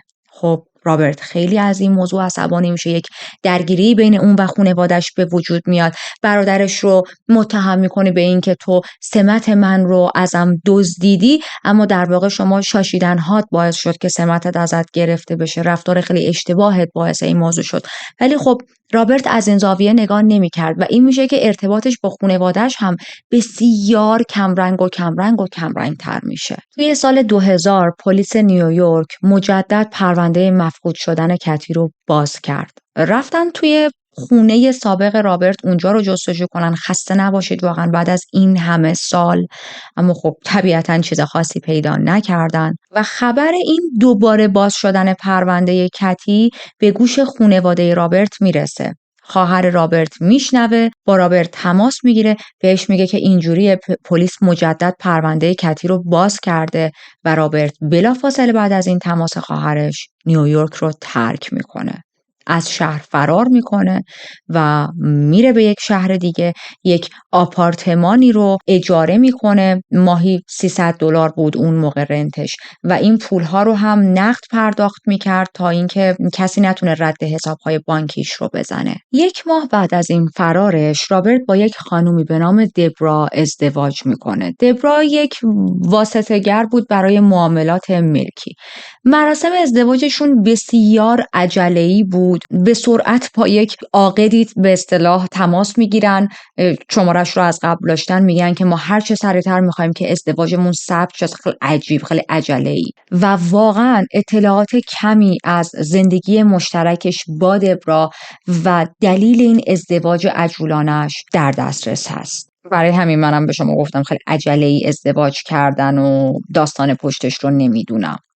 درسته که الان رابرت با دبرا ازدواج کرده، اما با سوزن هم در تماس بود. یادتونه گفتم سوزن خاطرتون باشه، چون باز بهش برمیگردیم. البته خب دبرا ازدواجش بود، یعنی پارتنرش بود، اما سوزن حالت رفیقش بود. پلیس میخواست در مورد مفقود شدن کتی با سوزن مصاحبه کنه، چون میدونست که سوزن از دوستهای خیلی صمیمی رابرت، چندین و چند سال با هم در ارتباطن، چندین و چند سال رفیق هم هستن و خب چه کسی بهتر از اون. برای همین توی دیسمبر سال 2000 سوزن در حالی که توی لس آنجلس زندگی میکرد بهش پیشنهاد میدن که بیا با ما یک همکاری بکن در رابطه با کیس کتی. حالا اصلا سوزن کیه؟ سوزن خونوادهش، پدرش مافیا بودن. به خاطر همین موقعیتی که پدرش داشته خیلی تونسته بوده پول درست حسابی تو دست و بالش داشته باشه. البته تمام این کانکشن ها و ارتباط هایی که مربوط به مافیا بود و مربوط به کار پدرش بود دیگه مال همون خیلی سال پیش بود. خیلی وقت بود که خود سوزن حتی با گنگسترهای مختلف در ارتباط نبود، یعنی اصلا در ابتدا هم اون نبود، اما چون اینا همه مال گذشتش بوده، مال گذشته پدرش بوده، الان دیگه خیلی کم رنگ شده بوده. چندین سال پیش سوزن و رابرت توی دانشگاه وقتی دانشجو بودن هم رو ملاقات میکنن، سریع با هم رفیق میشن و برای رابرت تعریف میکنه، میگه که وقتی من 12 سالم بود پدرم زیر یک جراحی، یک عملی جونش رو از دست میده، مادرم هم 1 سال بعد بر اثر اووردوز جونش رو از دست میده. حالا مشخص نیست که واقعا این حرفها، واقعا مرگ پدر و مادرش انقدر پشت سر هم طبیعی بود، حادثه بوده، طبیعی که نبگم حادثه بهتره، چون گفتیم پدرش تو مافیا بود و خب ما میدونیم توی چنین موقعیت هایی افرادی که توی مافیا هستن خیلی وقتها مرگ هایی براشون اتفاق میفته که به ظاهر حادثه است یا طبیعی، اما از قبل برنامه ریزی شده است. حالا این مشخص نیست، ولی اینا حرف هاییه که برای رابرت زده بود و میگفت آره این تراما برای من مونده بود که من یهو توی 1 سال خونوادم رو، مادر و پدرم رو از دست دادم و همین تنها موندن توی کودکی که سوزن حس کرده بود. و همینطور اگر خاطرتون باشه گفتیم رابرت هم سنش کم بود، مادرش خودکشی میکنه دیگه. اون اتفاق و این اتفاق باعث میشه که یک ارتباط عمیق بین این 2 نفر به وجود بیاد. باعث میشه که این 2 نفر بشن دوستهای بسیار صمیمی همدیگه. سوزن رابرت رو مثل برادر نداشته خودش میدونست و واقعا نسبت بهش حساس بود. همیشه ازش دفاع میکرد، حاضر بود هر کاری برای رابرت انجام بده. حتی سوزن سال 84 وقتی که ازدواج کرد، رابرت جزو همراه‌های اصلیش بود که خب حالا من دیدم بعضی ها براشون این اشتباه پیش اومده بود، چون که سوزن با لباس عروس وایساده بود و خب رابرت هم یک تیپی زده بود به عنوان ساقدوش اصلی، به عنوان همراه سوزن. همه فکر کرده بودن نه این دوتا رابطه عاشقانه داشتن و نگاه با هم اصلا ازدواج کرده بودن، ولی نه، سوزن با یک آقای دیگه ازدواج کرده بود، رابرت ساقدوشش بود. به هر حال این 2 نفر برای دهه‌ها با هم ارتباط خیلی نزدیکی داشتن، 2 تا رفیق جدا نشدنی بودن و وقتی کتی مفقود شد، بهتون گفتم سوزن کسی بود که میرفت به جای رابرت با رسانه‌ها صحبت میکرد و حاضر میشد. حتی توی یکی از صحبت‌هاش سوزن به یکی از رسانه‌ها میگه بابا اون شبی که کتی مفقود شد، ناپدید شد، رابرت اصلا پیش من بوده، چطوری میتونسته دلیل مفقودی کتی باشه وقتی پیش من بوده؟ که خب به خودی خود نمیدونیم آیا این شهادت واقعا درسته سوزن؟ یک تایمی ارتباطش با رابرت کمرنگ‌تر میشه، همون تایمی که رابرت داشت رفتارهای خیلی عجیب نشون میداد، همون تایمی که رابرت با پدرش به مشکل میخوره سر مدیریت و وراثت کامپانی و اینجوری میشه که دیگه خیلی از هم خبر نداشتن. ما گفتیم سوزن توی لس آنجلس بود، بعد یه مدت میره نیویورک، بعد یه مدت نیویورک رو ترک میکنه میره به کالیفرنیا تا 2 کتاب در مورد زندگیش به عنوان دختر یک مافیا بنویسه. ولی با اینکه به گفته خودش همیشه خیلی زندگی سختی داشته، اما اتفاقا از نظر اطرافیان و اون چیزی که من هم تحقیق کردم، زندگیش خیلی همیشه هیجان انگیز و پرزرق و برق بوده، یا حالا حداقل تلاش داشته که به دیگران زندگیش رو اینجوری نشون بده، یعنی مشکلات و غم و سختی و ناراحتیاش همیشه پنهان بوده. اون چیزی که همیشه اطرافیان از سوزن میدیدن یک خانومی بوده که خیلی خوش‌پوشه، همش توی سفرهای لاکچریه و گفتم واقعا زندگی پرزرق و برق داشته. سوزن یک اخلاق دیگه‌ای هم داشت و پارانوید بود. تمام مدت فکر می‌کرد به خاطر شغلی که سمت و جایگاهی که پدرش قبلا داشته و مافیا بوده، همیشه افرادی هستن که در حال تعقیب کردنشن. اینطوری بود که وقتی میرفت توی یک مکان عمومی فکر می‌کرد این میز پشتی‌ها رو می‌بینی؟ به من زل زدن، اینا کسایی هستن که دارن منو دنبال میکنن، در حالی که خیلی پیش میاد توی اماکن عمومی همه به هم خیره میشیم، خیره که حالا مثلا برای چند ثانیه همو نگاه میکنیم، این خیلی چیز طبیعیه. اما سوزن اینجوری برداشت میکرد که نه، اینا دنبال منن.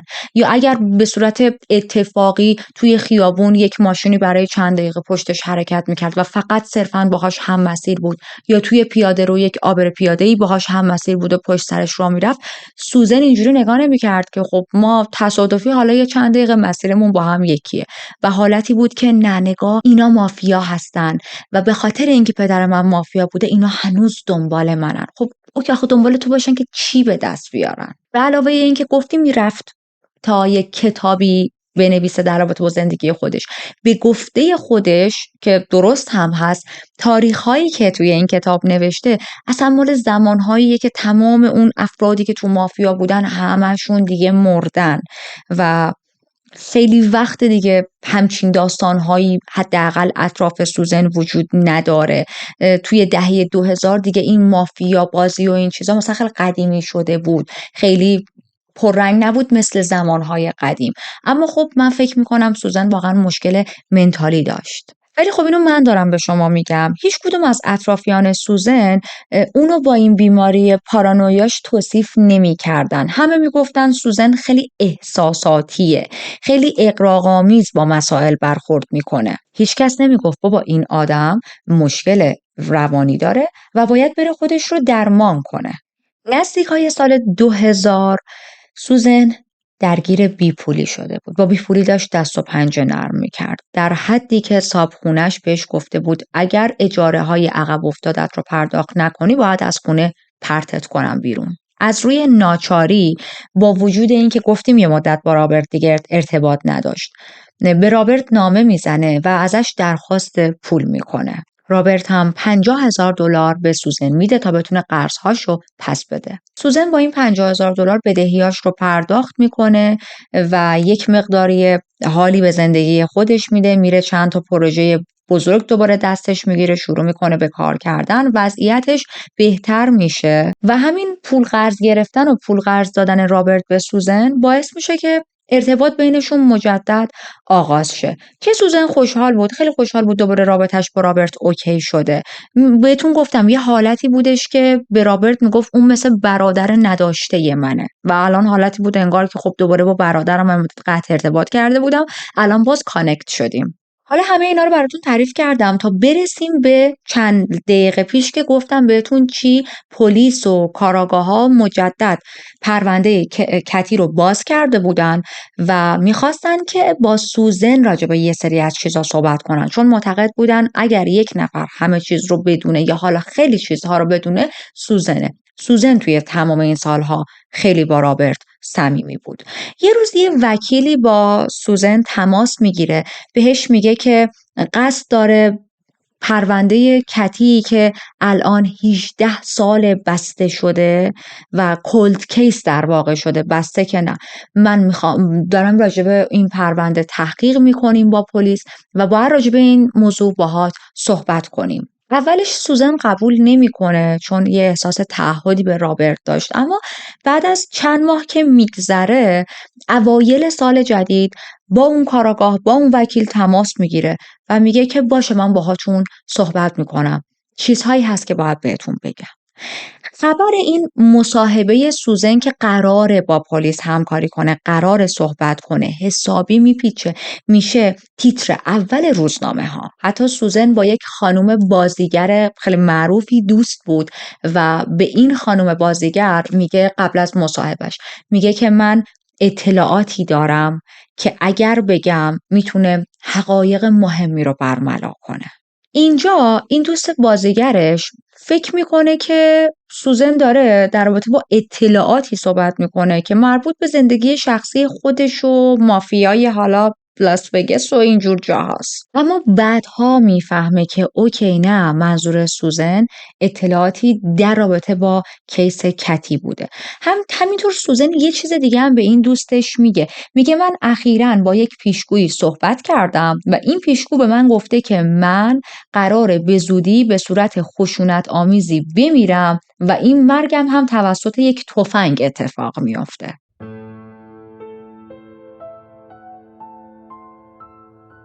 ما توی یک شب کریسمسی هستیم. همسایه های سوزن میبینن که سگاش از خونه اومدن بیرون و بلند بلند دارن واق واق میکنن. خیلی براشون عجیب بود. سوزن عاشق سگاش بود، هرگز اجازه نمیداد بدون اون برن توی خیابون و این ور اون ور و بلافاصله با پلیس تماس میگیرن. پلیس میاد تا خونه سوزن رو چک کنه و میبینه که در پشتی خونش نیمه بازه. کنار در یکی از اتاق خوابا سوزن 55 ساله رو پیدا میکنن که یه گلوله به پشت سرش شلیک شده بود. هیچ اثری از ورود به زور توی خونه نبود، هیچ چیزی دزدیده نشده بود. به گفته پلیس اون 1 یا 2 روز قبل از پیدا شدن جسد به قتل رسیده، یعنی 1-2 روزه که مرده. بعضی ها معتقد بودن که این قتل توسط یکی از همون اعضای قدیمی مافیا انجام شده، چون که قرار بوده سوزن راجبشون توی مصاحباتش با خبرنگارها و پلیس صحبت کنه و اطلاعات جدیدی رو فاش کنه. عده‌ای دیگه هم فکر می‌کردن که مدیرش اون رو کشته. چرا این فکر رو می‌کردن؟ چون ارتباطش بسیار پرتنش بود با مدیرش. اما دوستای سوزن یک حرفی رو به پلیس میزنن. میگن که کلا سوزن گفتیم خیلی پارانوید بود، خیلی همش توهم داشت، حالتی بودش که همه دنبال منن، الان یه نفر میخواد بیاد به من آسیب برسونه بود، چیزایی که براتون تعریف کردم. دوستاش میگفتن به خاطر این خصوصیات اخلاقی که داشت همیشه عادت داشت در خونش رو قفل کنه، اونم نه یه دونه قفل بلکه چند تا قفل، و فقط در رو به روی شخصی باز میکرد یا اشخاصی که میشناختشون. امکان نداشت در رو برای غریبه ها باز کنه. پس این داره به ما میگه یک نفر از یک مافیا نیومده سوزن رو بکشه، چون سوزن که اصلا با هیچ مافیایی ارتباطی نداشت. این نظریه از مافیا یکی اومده کشتتش اصلا کلا میره کنار. هر کی که سوزن رو به قتل رسونده کسی بوده که سوزن بهش اعتماد زیادی داشته و در خونش رو خیلی عادی و راحت به روش باز کرده. شک‌ها زمانی به رابرت بیشتر میشه که وکیل سوزن میاد یک حرفی به پلیس میزنه. میگه که چند روز پیش سوزن با من، چند روز قبل از اینکه بمیره، با من صحبت کرده بود و به من گفته بودش که من در رابطه با رابرت و کیس مفقودی کتی اخباری دارم که فکر میکنم بالاخره وقتشه دیگه، باید با بقیه در میون بذارم. و اینجا برای همه بلا استثنا این نظریه به وجود میاد که رابرت شخصیه که سوزن رو به قتل رسونده. رابرت همیشه فکر میکرد سوزن آدمیه که هر کاری هم بکنه تو خودش نگه میداره، هیچ وقت نمیره بر علیه شهادت بده. و خب اگر این واقعا درست باشه، شما حساب کنید سوزن چه چیزهایی که از رابرت نمیدونسته و میخواسته بره اینها رو بگه.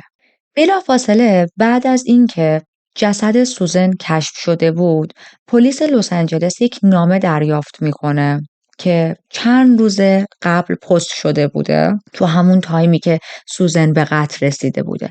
وقتی که نامه رو باز میکنه کلمه بیورلی توی این نامه اشتباه تایپ شده بود، اشتباه نوشته شده بود. حالا توی این نامه چی بود؟ این نامه از زبون سوزن بود به اصطلاح و گفته بودش که من خیلی اطلاعات زیادی برای شیر کردن نداشتم، من فقط همینجوری میخواستم یه مصاحبه‌ای بکنم که حالا یه تایم پسی باشه و خیلی وقت مطرح نشده بودم توی تلویزیونا، این کارها برام هیجان داره، بیام با رسانه‌ها صحبت کنم.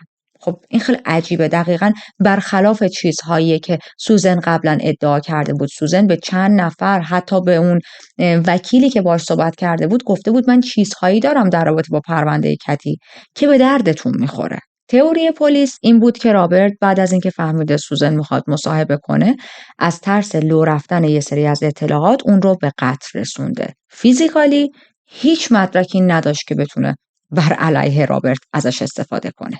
چند روز بعد یکی دیگه از دوستای سوزن توی صحبتاش با پلیس حرف عجیبی میزنه. اسم این دوستش میریام بود. میریام میگه سوزن قبل از اینکه به قتل برسه با من داشت صحبت میکرد و میگفتش که من یه سری چیزها در رابطه با رابرت مجبورم به رسانه ها بگم، مجبورم به پلیس بگم، اما نمیدونم دو دلم بگم نگم.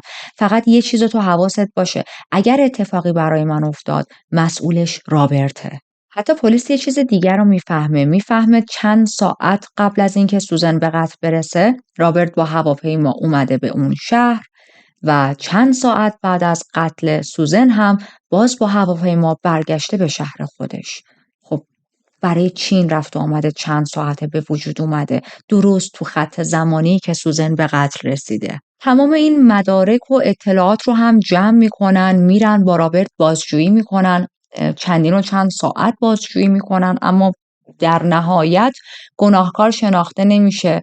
رابرت برای خودش وکیل‌های خوبی استخدام کرده بود و باز دوباره تمام این چیزهایی که ما گفتیم میتونه مدارک مفیدی باشه و به ما نشون بده که رابرت قتل انجام داده، اما باز دوباره رابرت هم میتونه بگه نه من پرواز کردم، دوست داشتم بیام یه میتینگی داشتم شانسی توی اون شهر، یا هزار تا داستان دیگه که اینجور مواقع آدم‌ها میتونن سرهم کنن. پس رابرت مجدد داره برای خودش آزادانه و راحت به زندگیش ادامه میده. حتی یه کار عجیب دیگه ای میکنه. توی مراسم خاکسپاری قدیمی ترین و عزیزترین دوستش که سوزنه شرکت نمیکنه و این خیلی برای اطرافیان عجیب بود. چرا خب تو نباید تو مراسم خاکسپاری عزیزترین دوستت شرکت کنی؟ جز اینه که سر یه موضوعی از دستش عصبانی هستی، مثلا سر یه چیزی مثل این که دوستت میخواسته به تو خیانت کنه، اطلاعاتی که تو دوست نداشتی رو بره به پلیس بگه، فاش کنه و تو مجبور شدی بکشیش و هنوز ازش خشم داری، واسه همین نتونستی تو مراسم خاکسپاری شرکت کنی. anyway ما 1 سال بزنیم جلو. یک آقا و پسرش در حین ماهیگیری بودن که توی آب یه بالاتنه بدن انسان رو پیدا میکنن. این بالاتنه روی سطح آب شناور بود. به سرعت با پلیس تماس میگیرن. پلیس میاد، منطقه رو میبنده، شروع میکنه به گشتن و اون اطراف همون حالت رودخونه مانندی که بود چند تا کیسه زباله پیدا میکنه. داخل هر کیسه زباله یک عالمه عضو و اعضای بدن قطع شده وجود داشت. در کل 12 تا کیسه بود. به اضافه اینکه داخل کیسه ها اره وجود داشت، همون اره‌ای که باهاش مشخص انگار این اندام بریده شده، جدا شده. رسید خرید کیسه زباله وجود داشت، یه ملافه وجود داشت و یه روزنامه که روش یک آدرسی نوشته شده بود. معلوم بود این آدرس متعلق به یک خونه، یک آپارتمانیه. باز دوباره مقداری اون طرفتر چند تا کیسه زباله دیگه پیدا میکنن. یه سری اعضای بدن هم توی اون کیسه زباله ها بود و همینطور یه سری وسایل دیگه مثل باز چند تا ملافه، یه چاقوی آشپزخونه، یه جاگلوله‌ای کالیبر 22 و یک هشدارنامه از طرف صاحبخونه به مستاجر که چون تو مثلا اجارت رو پرداخت نکردی باید هر چه زودتر خونه رو خالی کنی و داری قوانین بینمون رو نقض میکنی. حالا این هشدارنامه برای کی فرستاده شده بود؟ برای آقایی به نام موریس بلک. خونه‌ای که موریس توش زندگی می‌کرد یه دونه از این خونه‌های معمولی بود که اکثر طبقاتش رو معمولاً افراد اجاره نشین هستن.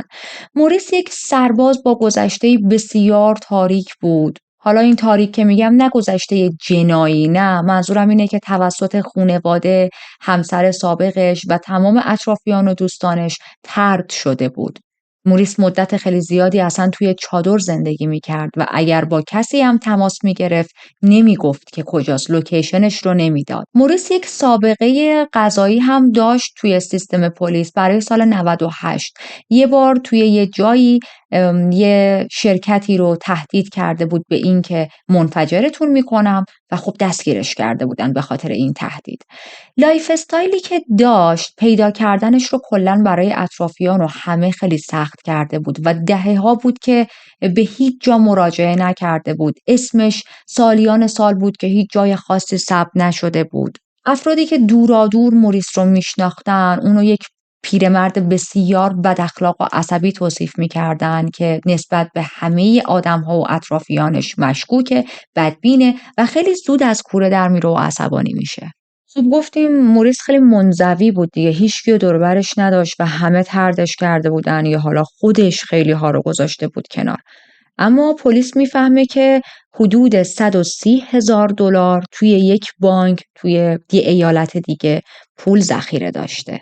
با اینکه دهه‌ها کار نکرده بود ولی سالیان سال از همون پول که سیف کرده بود توی یک ایالت دیگه خورد خورد برمی‌داشت و زندگیشو میچرخوند. خانواده و دوستای موریس هیچ اطلاعی از این پول نداشتن و خیلی براشون عجیب بود. یعنی تنها چیزی که راجع به موریس فکر نمی‌کردن این بودش که اون $130,000 یه جا سیف کرده باشه و خب مدتی هم بود که از موریس خبر نداشتن دیگه. اینا همه اطلاعاتی بود که پلیس همون چند روز اولی که اون بدن تیکه تیکه شده تو کیسه های مختلف رو پیدا کرده بود به دست آورد و من هم در اختیار شما قرار دادم.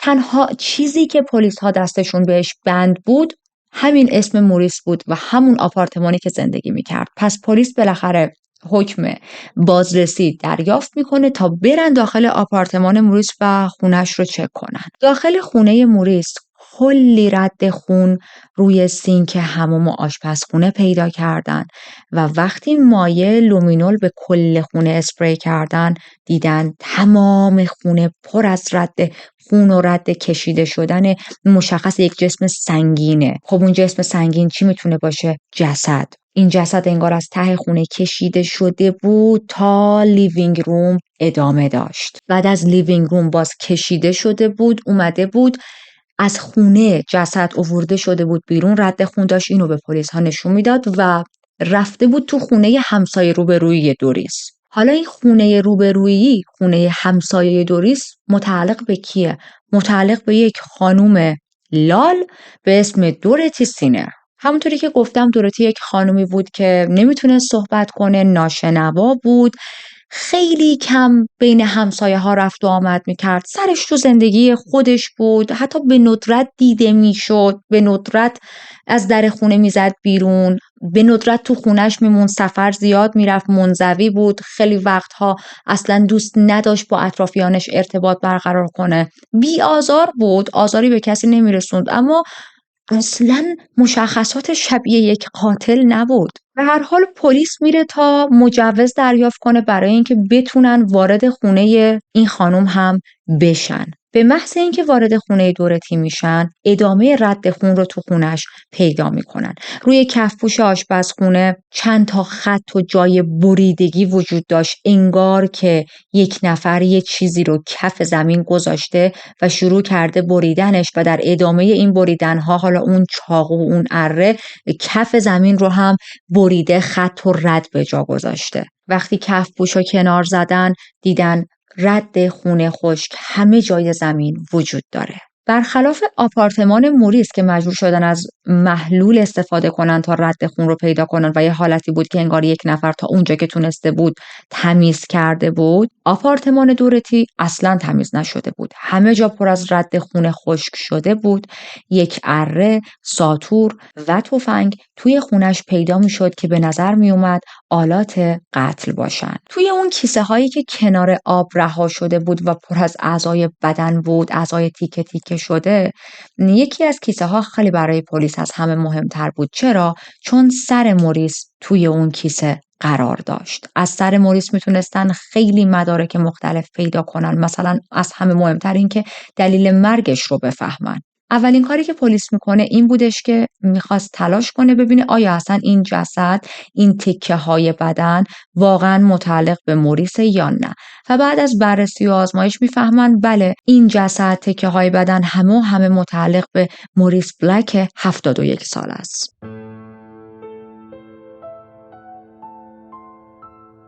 کار بعدی که پلیس میخواست انجام بده این بودش که دورتی رو پیدا کنه. ببینه اصلا این دورتی کی هست، اصلا چه ربطی به قتل موریس داره، اصلا برای چی موریس رو به قتل رسونده، چرا یک خانم میان سالی که هم ناشنواه هم لاله، همیشه سرش تو کار و زندگی خودش بوده، باید چنین جنایت وحشیانه ای انجام بده. ببینید ما راجع به یک قتل ساده صحبت نمی کنیم که مثلا یه چاقو تو شکم یکی کسی فرو کرده باشه یا به کسی شلیک کرده باشه. ما راجع به تیکه تیکه شدن خیلی زیاد یک بدن صحبت میکنیم. اینا سوالاتی بود که تو ذهن پلیس وجود داشت و افتاده بودن دنبال این که دورتی رو پیدا کنن. اما موضوع اینه که دورتی رو هم نمیتونستن پیدا کنن. دورتی هم ناپدید شده بود. تنها احتمالی که پلیس میتونست بده در رابطه با این قتل، حالا قبل از اینکه اصلا دورتی رو پیدا کنه و 100% از این احتمال مطمئن بودن، به خاطر بررسی صحنه جرم این بودش که میدونستن موریس توی خونه خودش به قتل رسیده و بعد کشیده شده اومده توی خونه دورتی و اونجا تیکه تیکه شده. اما خب این سوال تمام مدت تو سر کاراگاه‌ها و نیروی پلیس بود که چرا اعضای بدن یک پیرمرد بی‌حاشیه رفته تو خونه یک خانومی که لاله و اون خانم هم بی‌حاشیه است و تیکه تیکه شده. میدونید اصلا سناریو واقعا با عقل جور در نمیاد. همه چیز زمانی پیچیده تر میشه که یک رسید خرید از یک عینک فروشی پیدا میکنن توی خونه دورتی وقتی که بیشتر لوازمش رو میگردن و فکر میکنید چه اسمی روی این رسید خرید نوشته شده بود؟ اسم رابرت. این رسید کجا بود؟ داخل سطل آشغال افتاده شده بود. پلیسا وقتی داشتن آشغال ها رو هم میگشتن که بتونن مدرکی پیدا کنن به این رسید میرسن و اونجا پلیس میگه اوکی، رابرت و دورتی با هم در ارتباط بودن، دوستی چیزی بودن، حالا مشخص نیست چه ارتباطی با هم داشتن، اما به هر حال رابرت با دورتی دوست بوده. وقتی که با همسایه ها بیشتر صحبت میکنن، همسایه ها هیچ کدوم یادشون نمیاد که آیا زمانی که موریس ناپدید شده یا اون تایم هایی که به قتل رسیده دورتی رو دیده باشن. در واقع همشون میگفتن که نه ما مطمئنیم ندیدیمش، یا یه سریشون میگفتن یادمون نمیاد اصلا دورتی رو دیده باشیم. اما همشون اون روز یک آقایی رو دیده بودن که داشت کیسه های زباله مشکی رنگ رو داخل ماشینش که یک هوندا بود میذاشت. نمیدونستن این مرد کیه، طبیعتاً جزو افرادی هم نبود که توی اون ساختمون زندگی کنه، ولی بارها دیده بودن که به خونه و آپارتمان دورتی رفت و آمد داره. به هر حال پلیس مشخصات ماشین رو از همسایه ها گرفت تا دیتابیس کشوری رو کلاً چک کنه، به امید اینکه اوکی شاید دورتی اصلا با رابرت باشه یا حتی رابرت بلایی همسر دورتی آورده باشه و بعد از خونش سوء استفاده کرده برای به قتل رسوندن موریس. اطلاعات دورتی رو میزنن توی دیتابیس کشوری و اتفاقاً دورتی رو هم پیدا میکنن. اما موضوع اینه که دورتی اصلا لال نبود. خب خیلی برای پلیس عجیب بود، چون همه میگفتن دورتی یه خانم کرولاله. دورتی الان قشنگ با پلیس داشت حرف میزد، قشنگ میشنید، صحبت میکرد. وقتی ازش میپرسن که ببینم تو شخصی رو تو زندگیت به اسم رابرت میشناسی، با این آدم در ارتباطی، میگه که دهه 50 من دبیرستان که میرفتم یادم یه همکلاسی داشتم اسمش رابرت درست بود. و خب اینجا یه حالت خیلی تعجبی هم برای دورتی بود هم برای پلیس ها بود که سالیان سال دهه هاست این دو نفر با هم در ارتباط نبودن. حتی دوراتی میگه ما اون موقع فقط همکلاسی هم بودیم، ما با هم دوست نبودیم، که حالا چه برسه به اینکه دوست صمیمی باشیم یا نه، ما فقط با هم همکلاسی بودیم. چرا الان بعد از این همه سال اسم دوراتی اومده توی این پرونده؟ و از اون عجیبتر میفهمن که خب این آپارتمان به نام دوراتی اونجاست، قانونی ثبت شده بوده، یعنی یک نفر داشته از هویت دوراتی سوء استفاده میکرده. پس تازه اینجا پلیس میفهمه که اوکی، دوراتی که اون خونه رو اجاره کرده بوده در واقع دوراتی واقعی نبوده، رابرت بوده که داشته از هویت جعلی یکی از همکلاسیاش توی زمان دبیرستانش استفاده میکرده.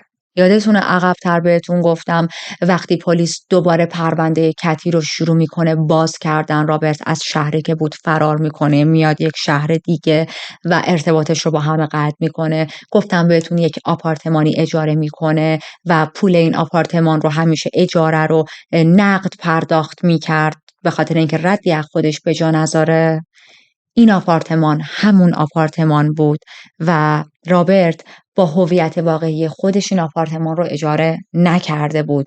رابرت با هویت دوراتی که یک زن کر و لاله مثلا اومده بود و آپارتمان رو گرفته بود. هر از گاهی از آپارتمان میومد بیرون، کلاهگیس سرش میذاش، لباسهای یک خانم رو میپوشید، خودش رو شکل یک خانم مسنی میکرد، میرفت به کتابخونه ها سر میزد، میرفت روزنامه ها رو میخوند که اخبار رو مرور کنه و ببینه که پلیس چقدر به پرونده کتی تونسته نزدیک بشه. حالا برای چی نقش یک خانم کرولال رو بازی میکرد؟ خب چون صداش تابلو بود، چون اگر شروع میکرد صحبت کردن هر چقدر هم میخواست تقلید صدا انجام بده، باز در نهایت همه میفهمیدن که این صدا صدای یک آقاه، یا حالا حداقل اونقدر تقلید صداش عالی نبود، چون بعضی از خانم های آقایون رو دیدیم که میتونن صدای جنس مخالف رو در بیارن و تالنتشونه. رابرت همچین تالنت هایی نداشت. تالنتش فقط، اشاره میکنم دوباره، همون شاشیدن توی سطل آشغال شرکتشون بود و مجبور بودش که صداش رو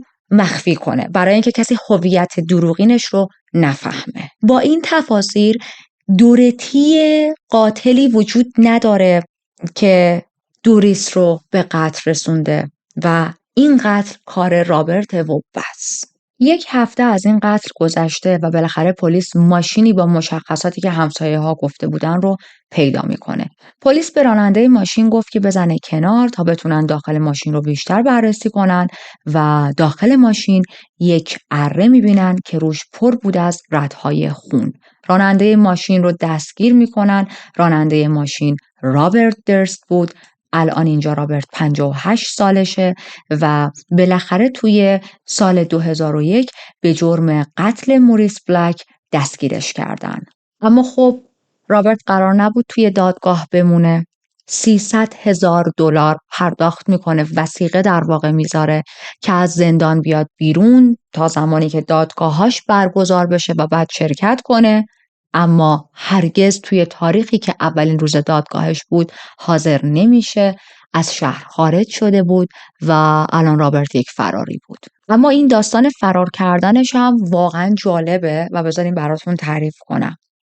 فرار میکنه، یک موبایل و ماشین دوباره با یک مدرک جعلی برای خودش تهیه میکنه و همطوری که داشته جاده‌ای فرار میکرده، چون با پرواز هم نمیتونست بره دیگه، جاده‌ای داشت فرار میکرد، از یک مغازه‌ای یک ساندویچ تخم مرغ $6 میدزده و به خاطر این دزدی $6 دستگیر میشه. و حالا نکته بگم خنده‌دار، نمیدونم واقعا بعضی وقتا به خاطر رفتار بعضی از قاتل‌ها پرونده های جنایی ما تبدیل میشه به یک بخش کمدی. اون زمانی که دستگیرش کردن فکر میکنید چی همراهش بود؟ یک ساک خیلی بزرگی همراهش بود که توی اون ساک 2 تفنگ داشت، یه سری مدارک جعلی داشت، یه گواهینامه درایور لایسنسی که متعلق به موریس بلک بود و $38,000 پول نقد. ببینید به خاطر همین چسخوریش دستگیر شده. تو 38,000 دلار پول نقد همراه خودت داشتی، بعد رفتی یه دونه ساندویچ تخم مرغ 6 دلاری دزدیدی و همین دزدیش باعث شد که مغازه‌دار زنگ بزنه به پلیس بیاد دستگیرش کنه و تازه اون موقع میفهمن که این همون آدم فراریه که تو دادگاهاش نیومده بود. رابرت خیلی قیافش رو تغییر داده بود، کل موهای سرش از جمله ابروهاش رو شیو کرده بود و اصلا حالتی بودش که وقتی میبرنش توی اداره پلیس اولاش نمیشناسنش که این همون میلیونر فراریه. زمانی که شماره ملیش رو، یه شماره مثل همین کد ملی هایی که ما داریم، اون شماره رو توی سیستم وارد میکنن تازه هویتش رو شناسایی کردن. به هر حال توی اوایل سال 2002 جنوری سال 2002 برش میگردونن تا بره توی دادگاهاش حضور پیدا کنه. ازش میپرسن که داستان رو تعریف کن، چرا این قتل رو انجام دادی؟ میگه که موریس خیلی عصبانی بود، یهو در رو باز کرد، وارد آپارتمان من شد. من نمیدونم به خاطر چی و از کجا اینقدر عصبانی بود، اما احساس کردم که میخواد به من تیراندازی کنه، میخواد به من شلیک کنه. برای همین ما با هم درگیر شدیم و من توی این درگیری مجبور شدم تفنگ رو از دستش بگیرم. هر دو افتادیم روی زمین، تفنگ خودش شلیک میشه. توی این شلیک تصادفی گلوله میخوره به سر موریس و من کسی نبودم که مستقیم به این آدم شلیک کرده باشم، همش تصادف بوده. موریسیو وارد شد، تصادفی با هم درگیر شدیم، تصادفی خوردیم زمین، تصادفی تفنگ شلیک شد، تصادفی خورد مستقیم به سر، همش تصادف پشت تصادف. یعنی اینجوری که رابرت داره میگه آقای همساده توی کلا قرمزی هم اینقدر دیگه بد شانس نبود که رابرت داره ادعا میکنه میگه من اونقدر بد شانسم. اما به هر حال رابرت در ادامه میگه که من از همسایه ها درخواست کمک کردم، فریاد زدم، گفتم که بیاید، یک نفر در اثر شلیک و تیراندازی مرده، جونش رو از دست داده، اما هیچ کس به فریادهای من توجه نکرد، هیچ کس نیومد و مجبور شدم که خودم دست به کار شم، برم رد خون و آثار و اینا رو از بین ببرم. اما خیلی حالم بد بود، احساس کردم اول نیاز دارم بذاره آروم شم، تپش قلب داشتم، یه بطری کامل جک دنیلز خوردم و بعد شروع کردم اعضای بدن موریس رو تکه تکه کردن. بهش میگن خب اگر واقعا حادثه بود چرا همون موقع با پلیس تماس نگرفتی؟ همسایه ها جوابتو ندادن، همسایه ها رو ول کن، چرا با پلیس تماس نگرفتی؟ میگه به خاطر اینکه احساس کردم پلیس حرفای من رو باور نمیکنه، به خاطر اون سابقه کلا بدی که من داشتم. اگر میخواستم به پلیس زنگ بزنم حرفامو باور نمیکردن و فکر میکردن من کسی ام که موریس رو کشتم. واسه همین تصمیم گرفتم یه جک دنیلز برم بالا و بدنش رو تیکه تیکه کنم. ولی خب ما میدونیم این داستانا همه خزعبلات دیگه، الکیه دیگه، اصلا هیچ کدوم با عقل من و شما و کسایی که توی دادگاه حضور دارن جور در نمیاد. یه کارآگاه خصوصی به اسم بابی باکا تونسته بود یک کانکشن قدیمی بین موریس و رابرت پیدا کنه. این کارآگاه معتقد بود که یک دلیلی داشته که رابرت موریس رو به قتل رسونده، اینجوری نبوده تصادفی و اینا. خیلی راجع به این موضوع تحقیق میکنه، اتفاقاً به نتایج خوبی هم میرسه. میفهمه موریس یه برادر داشت به اسم هری بلک که این دوتا برادر توی دهه 80 در نیویورک توی کار ساخت و ساز بودن و با کمپانی‌های بزرگی هم کار میکردن، از جمله کمپانی خانوادگی رابرت که در واقع اون زمان توسط خود رابرت مدیریت میشد.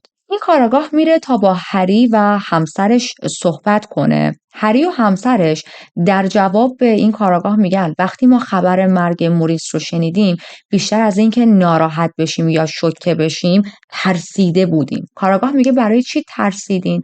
میگه برای اینکه احساس میکنیم نفر بعدی ماییم. بیشتر هری داشت به خودش اشاره میکرد و حالا خب بعدش همسرش.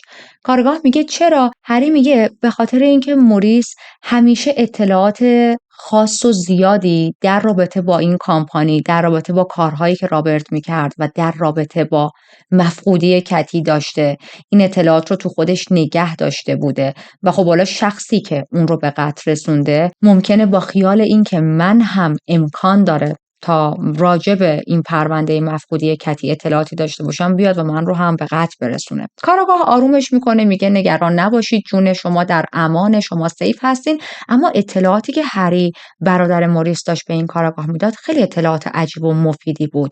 پس با وجود تمام این چیزا پلیس نظریش این بود که رابرت از ترس اینکه موریس یه وقت نره هویت واقعی رابرت رو اعلام کنه، یه وقت نره رازهایی که از رابرت داره در رابطه با مفقودی کتی اینها رو بره اعلام کنه، موریس رو به قتل رسونده. و خب این یعنی یک انگیزه، مهمترین چیز که توی دادگاه ها باید مطرح شه. حتی نظریه پلیس این بودش که رابرت وقتی میره توی یک شهر دیگه که از پلیس دور باشه و تغییر هویت میده، از قصد انتخاب میکنه جایی زندگی کنه که موریس همونجاست، که موریس رو بتونه مد نظر داشته باشه، رفتارش رو، کارهاش رو، افرادی رو که باهاش در ارتباطه. خب ببینید اینجا اگر واقعا رابرت سوزن رو به خاطر اینکه در مورد ناپدید شدن کتی اطلاعاتی داشت به قتل رسونده، پس حتما موریس رو هم به خاطر این موضوع به قتل رسونده. اما خب رابرت قراره خیلی ما رو هرس بده. رابرت بهترین وکیل‌ها رو برای دفاع از خودش انتخاب کرد. فراموش نکنیم که رابرت هنوز بسیار پول داره. دادگاهاش 2 ماه تمام ادامه داشت و با وجود این همه مدارک و شواهد 11 نوامبر سال 2003 گناهکار شناخته نشد و تبرئه شد.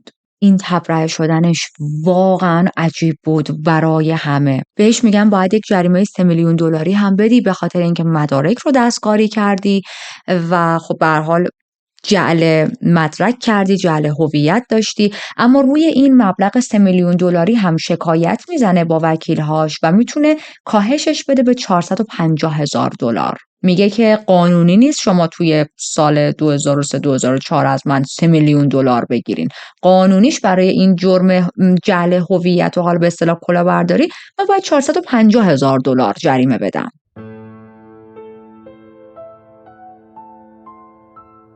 سال 2010 یک فیلمی ساخته شد که از زندگی رابرت درست الهام گرفته شده بود. این فیلم راجع به چی بود؟ راجع به یک آقایی بود که میره دوست صمیمی همسرش، همسایش و سگش رو به قتل میرسونه. بعد از اینکه این فیلم رو میسازن با رابرت کارگردان این فیلم تماس میگیره، بهش میگه که فیلمو دیدی، این فیلم مثلا از زندگی تو الهام گرفته شده و رابرت میگه که آره، خیلی تحسین میکنه، میگه فیلم خیلی قشنگ بود اما من از اون تیکش که توی فیلم سگ مرد خوشم نیومد، اون تیکش اصلاً شبیه رفتار من نیست، اینجاشو از من الهام نگرفتین. اوکی، پس یعنی بقیه قتلا رو که اون آقا توی اون فیلم انجام داده از تو الهام گرفته شده، درسته دیگه. این کارگردان خیلی تلاش میکنه که ارتباط صمیمیتری با رابرت برقرار کنه به امید اینکه بتونه برای ساخت اپیزودهای دیگه، برای ساخت چیزهای دیگه از رابرت اطلاعات بیشتر و دقیق تری بگیره. اما رابرت توی یکی از صحبت‌هاش با این کارگردان خیلی مستقیم و واضح بهش میگه ببین، من به مفقودی کتی و قتل سوزن هیچ ارتباطی ندارم، خودتو خسته نکن. اما ما دوباره برگردیم به پرونده سوزن. سوزن یک پسر خونده ای داشت که از زمانی که سوزن به قتل رسیده بود بیخیال نشده بود، معتقد بود که الا بلا رابرت کسیه که سوزن رو به قتل رسونده و من اینو ثابت میکنم. الان ببینید چند سال گذشته و پسر خونده سوزن هنوز بیخیال نشده.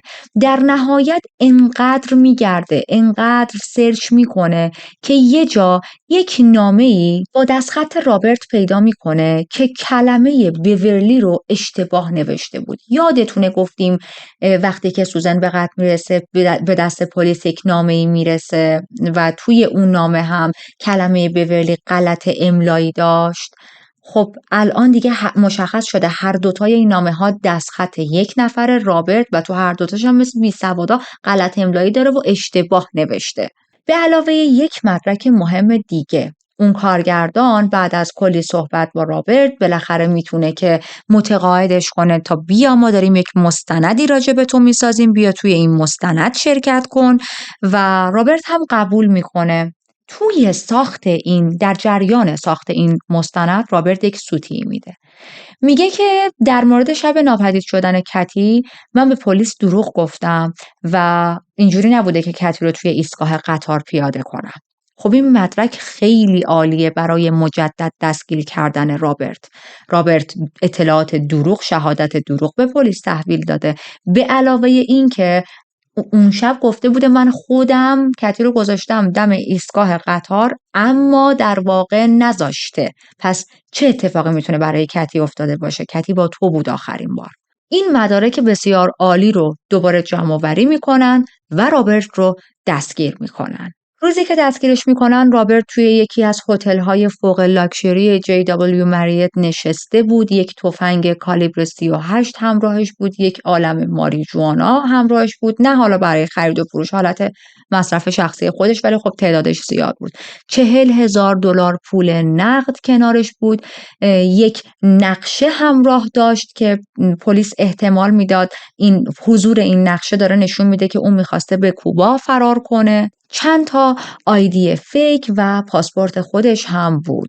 رابرت میره زندان، تقاضا میکنه که یک مبلغی برای من تعیین کنید که من وثیقه بذارم و بتونم از زندان بیام بیرون تا برگزاری دادگاهم. اما این بار قاضی بهش میگه نه خیر، شما نمیتونی این کارو بکنی. شما یک بار این کار رو کردی، یه وثیقه‌ای گذاشتی و فرار کردی. این بار با هیچ وثیقه‌ای نمیتونی از زندان خارج شی. باید تا روز دادگاهات در زندان حضور داشته باشی.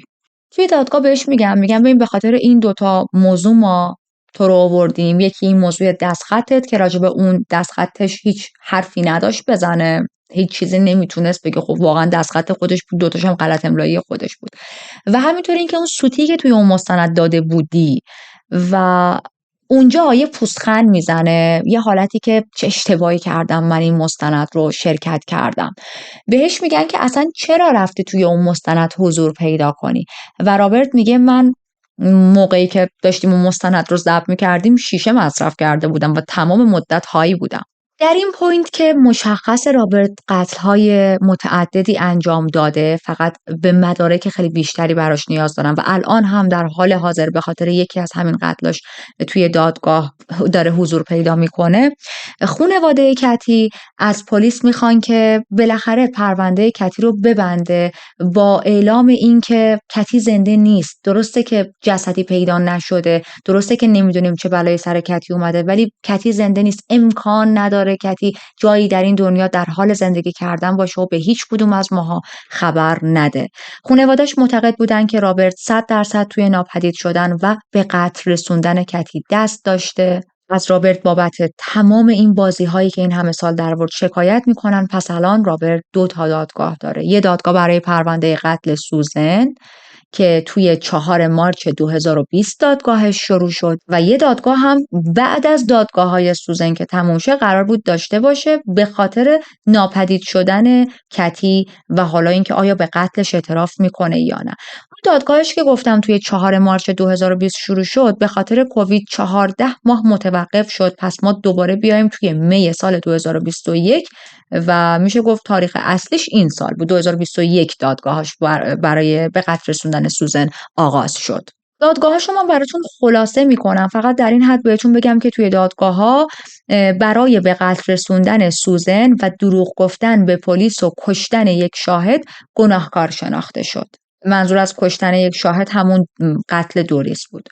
کمتر از 1 ماه بعد قاضی رابرت درس رو به حبس ابد بدون درخواست برای آزادی مشروط محکوم میکنه. خب این دادگاهاش که مشخصه. حالا الان پلیس ها در حال جمع کردن مدارک لازم هستن برای اینکه بکشوننش دادگاه و راجب مفقودی کتی صحبت کنه، به امید اینکه آیا به قتل اعتراف میکنه و حداقل یک مقدار آرامش رو بتونه به خانواده کتی برگردونه. اما همون موقع حال رابرت بد میشه، جواب تست کوویدش میاد مثبت بود و مجبور میشه که توی بیمارستان بستری شه. موضوعی که اینجا مطرحه، حال رابرت خیلی بد بود، یعنی جزو اونایی بود که جوری درگیر کووید میشه که واقعا حالش خیلی افتضاح بود و متاسفانه سال 2022 رابرت توی سن 78 سالگی میمیره و خانواده کتی رو با کلی سوال تنها میذاره.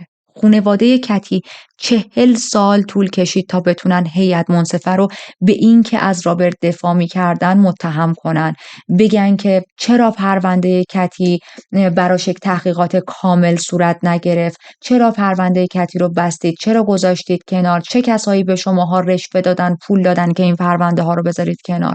و حالا بعد از 40 سال این آدم مرده در حالی که باید توی دادگاه ها حضور پیدا میکرد. درسته که رابرت شانسی درگیر کووید شد و بر اثر خودکشی یا توسط یک زندانی دیگه توی زندان جونش رو از دست نداد، بر اثر یک بیماری جونش رو از دست داد. اما واقعا ما کمکاری پلیس رو در این کیس دیدیم. همون سالهای اولی که کتی گم شده بود، اگر پرونده رو نمیذاشتن کنار و پیگیری میکردن، همین که شاید بالاخره حل میشد این موضوع، یعنی میفهمیدن که چه بلایی سر کتی اومده، حداقل بفهمن خانواده‌اش که کتی مرده 100% مطمئن شن جسدش کجاست. یه آرامش خیالیه دیگه این موضوع به هر حال.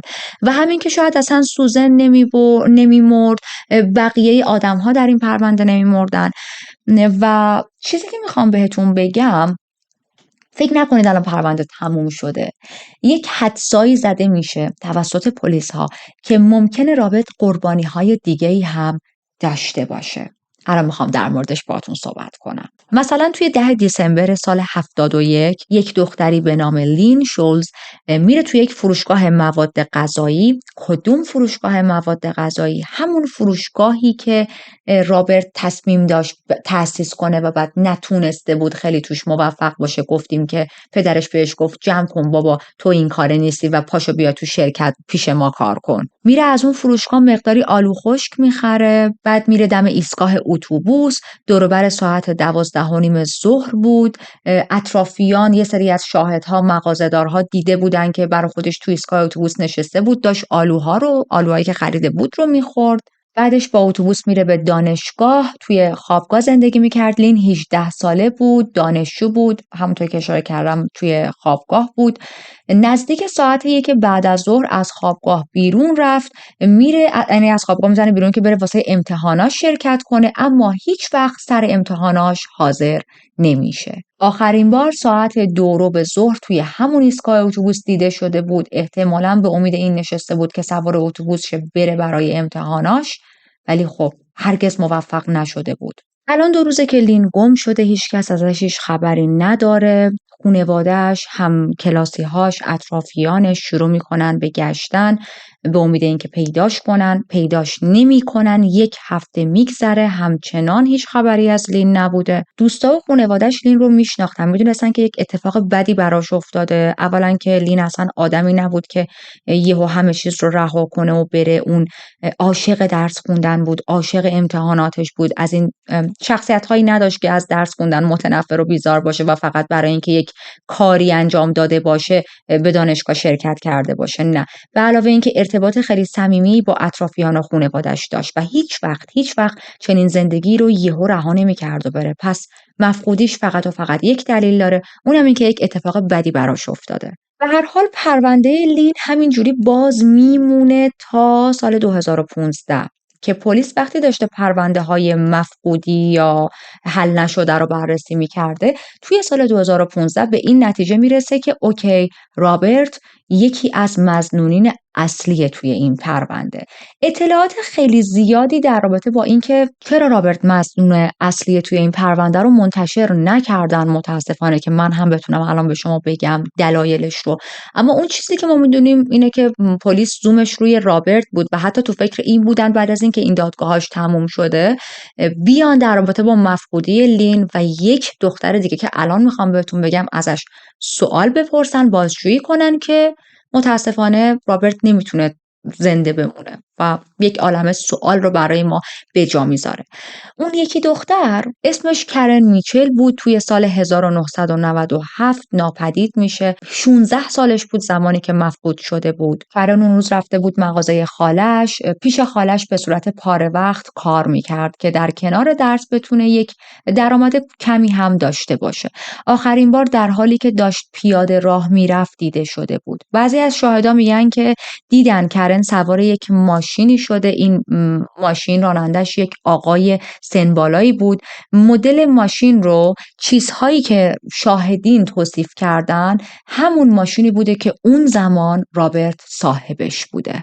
توصیف شاهدها از راننده هم اینطوری بود که گفته بودن ما یک مرد سفید پوستی دیدیم بین 50 تا 70 سال، موهاش تقریبا نیمه خاکستری بود، یک مقداری بخشایی از موهاش انگار ریخته بود یا شاید هم موهاش بلاند بود، چشماش سبز یا طوسی بود، یه بینی بزرگی داشت که انگار بینیش قبلا شکسته، تهریش داشت و عینک هم زده بود.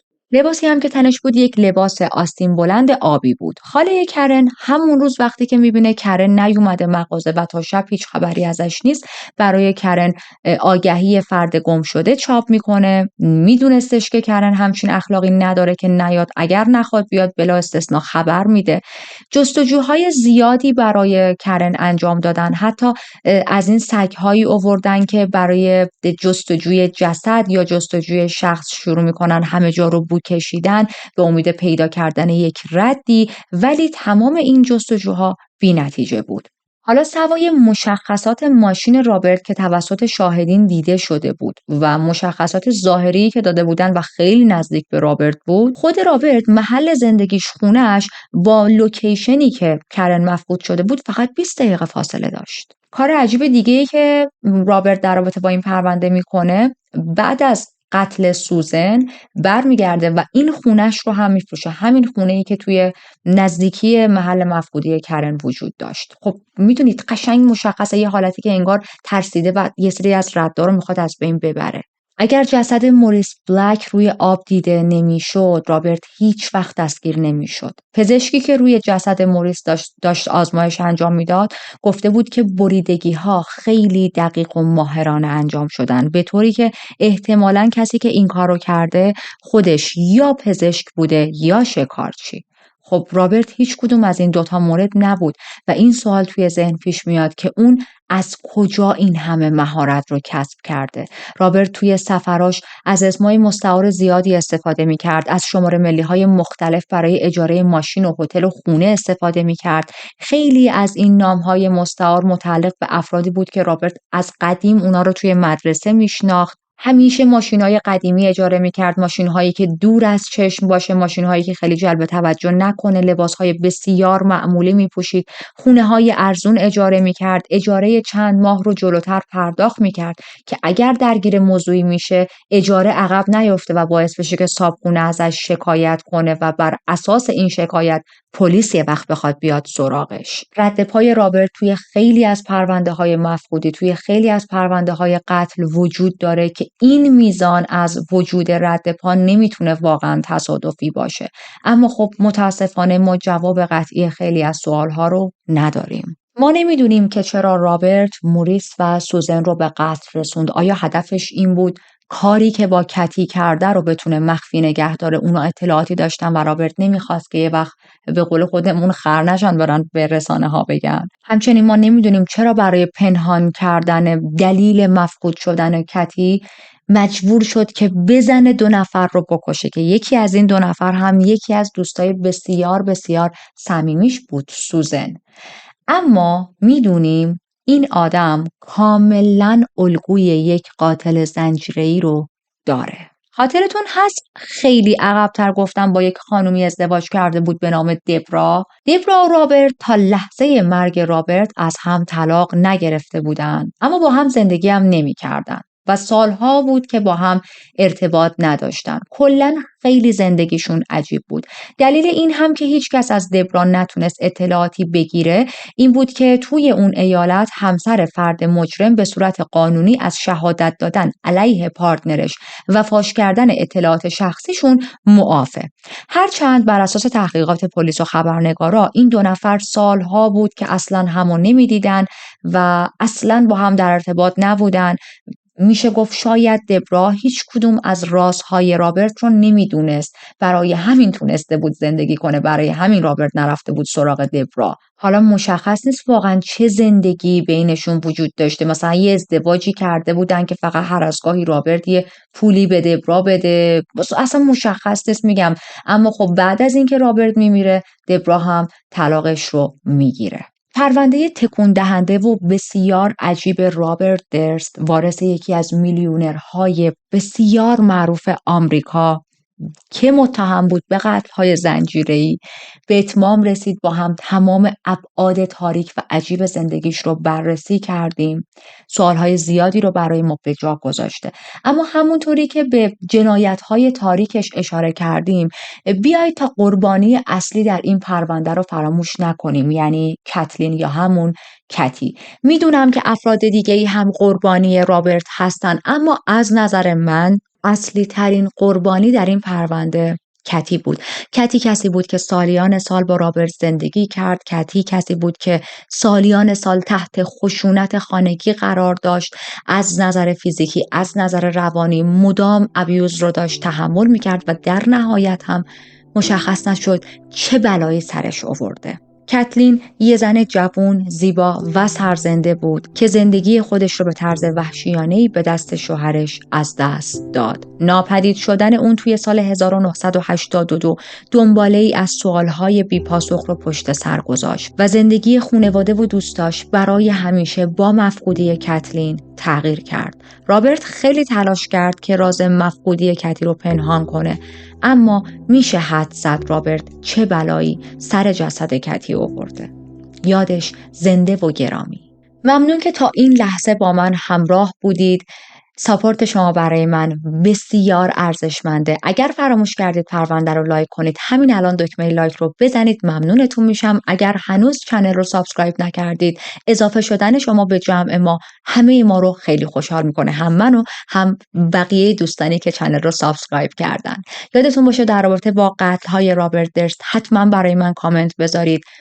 چه فکری میکنید؟ شما نظریتون چیه؟ ما سوال توی این کیس زیاد داریم. میام که کامنت ها رو بخونم، نظریه شماها رو بخونم. خیلی خیلی کیس هایی که نظریه های مختلف داره، خیلی برای من چیزهای جالبی می نویسید و واقعا اونجوری هم که چه جالب، هر آدمی میتونه یک زاویه دید متفاوت داشته باشه. پس مشتاقانه منتظر کامنتاتون هستم. مراقب خودتون باشید تا پرونده بعدی.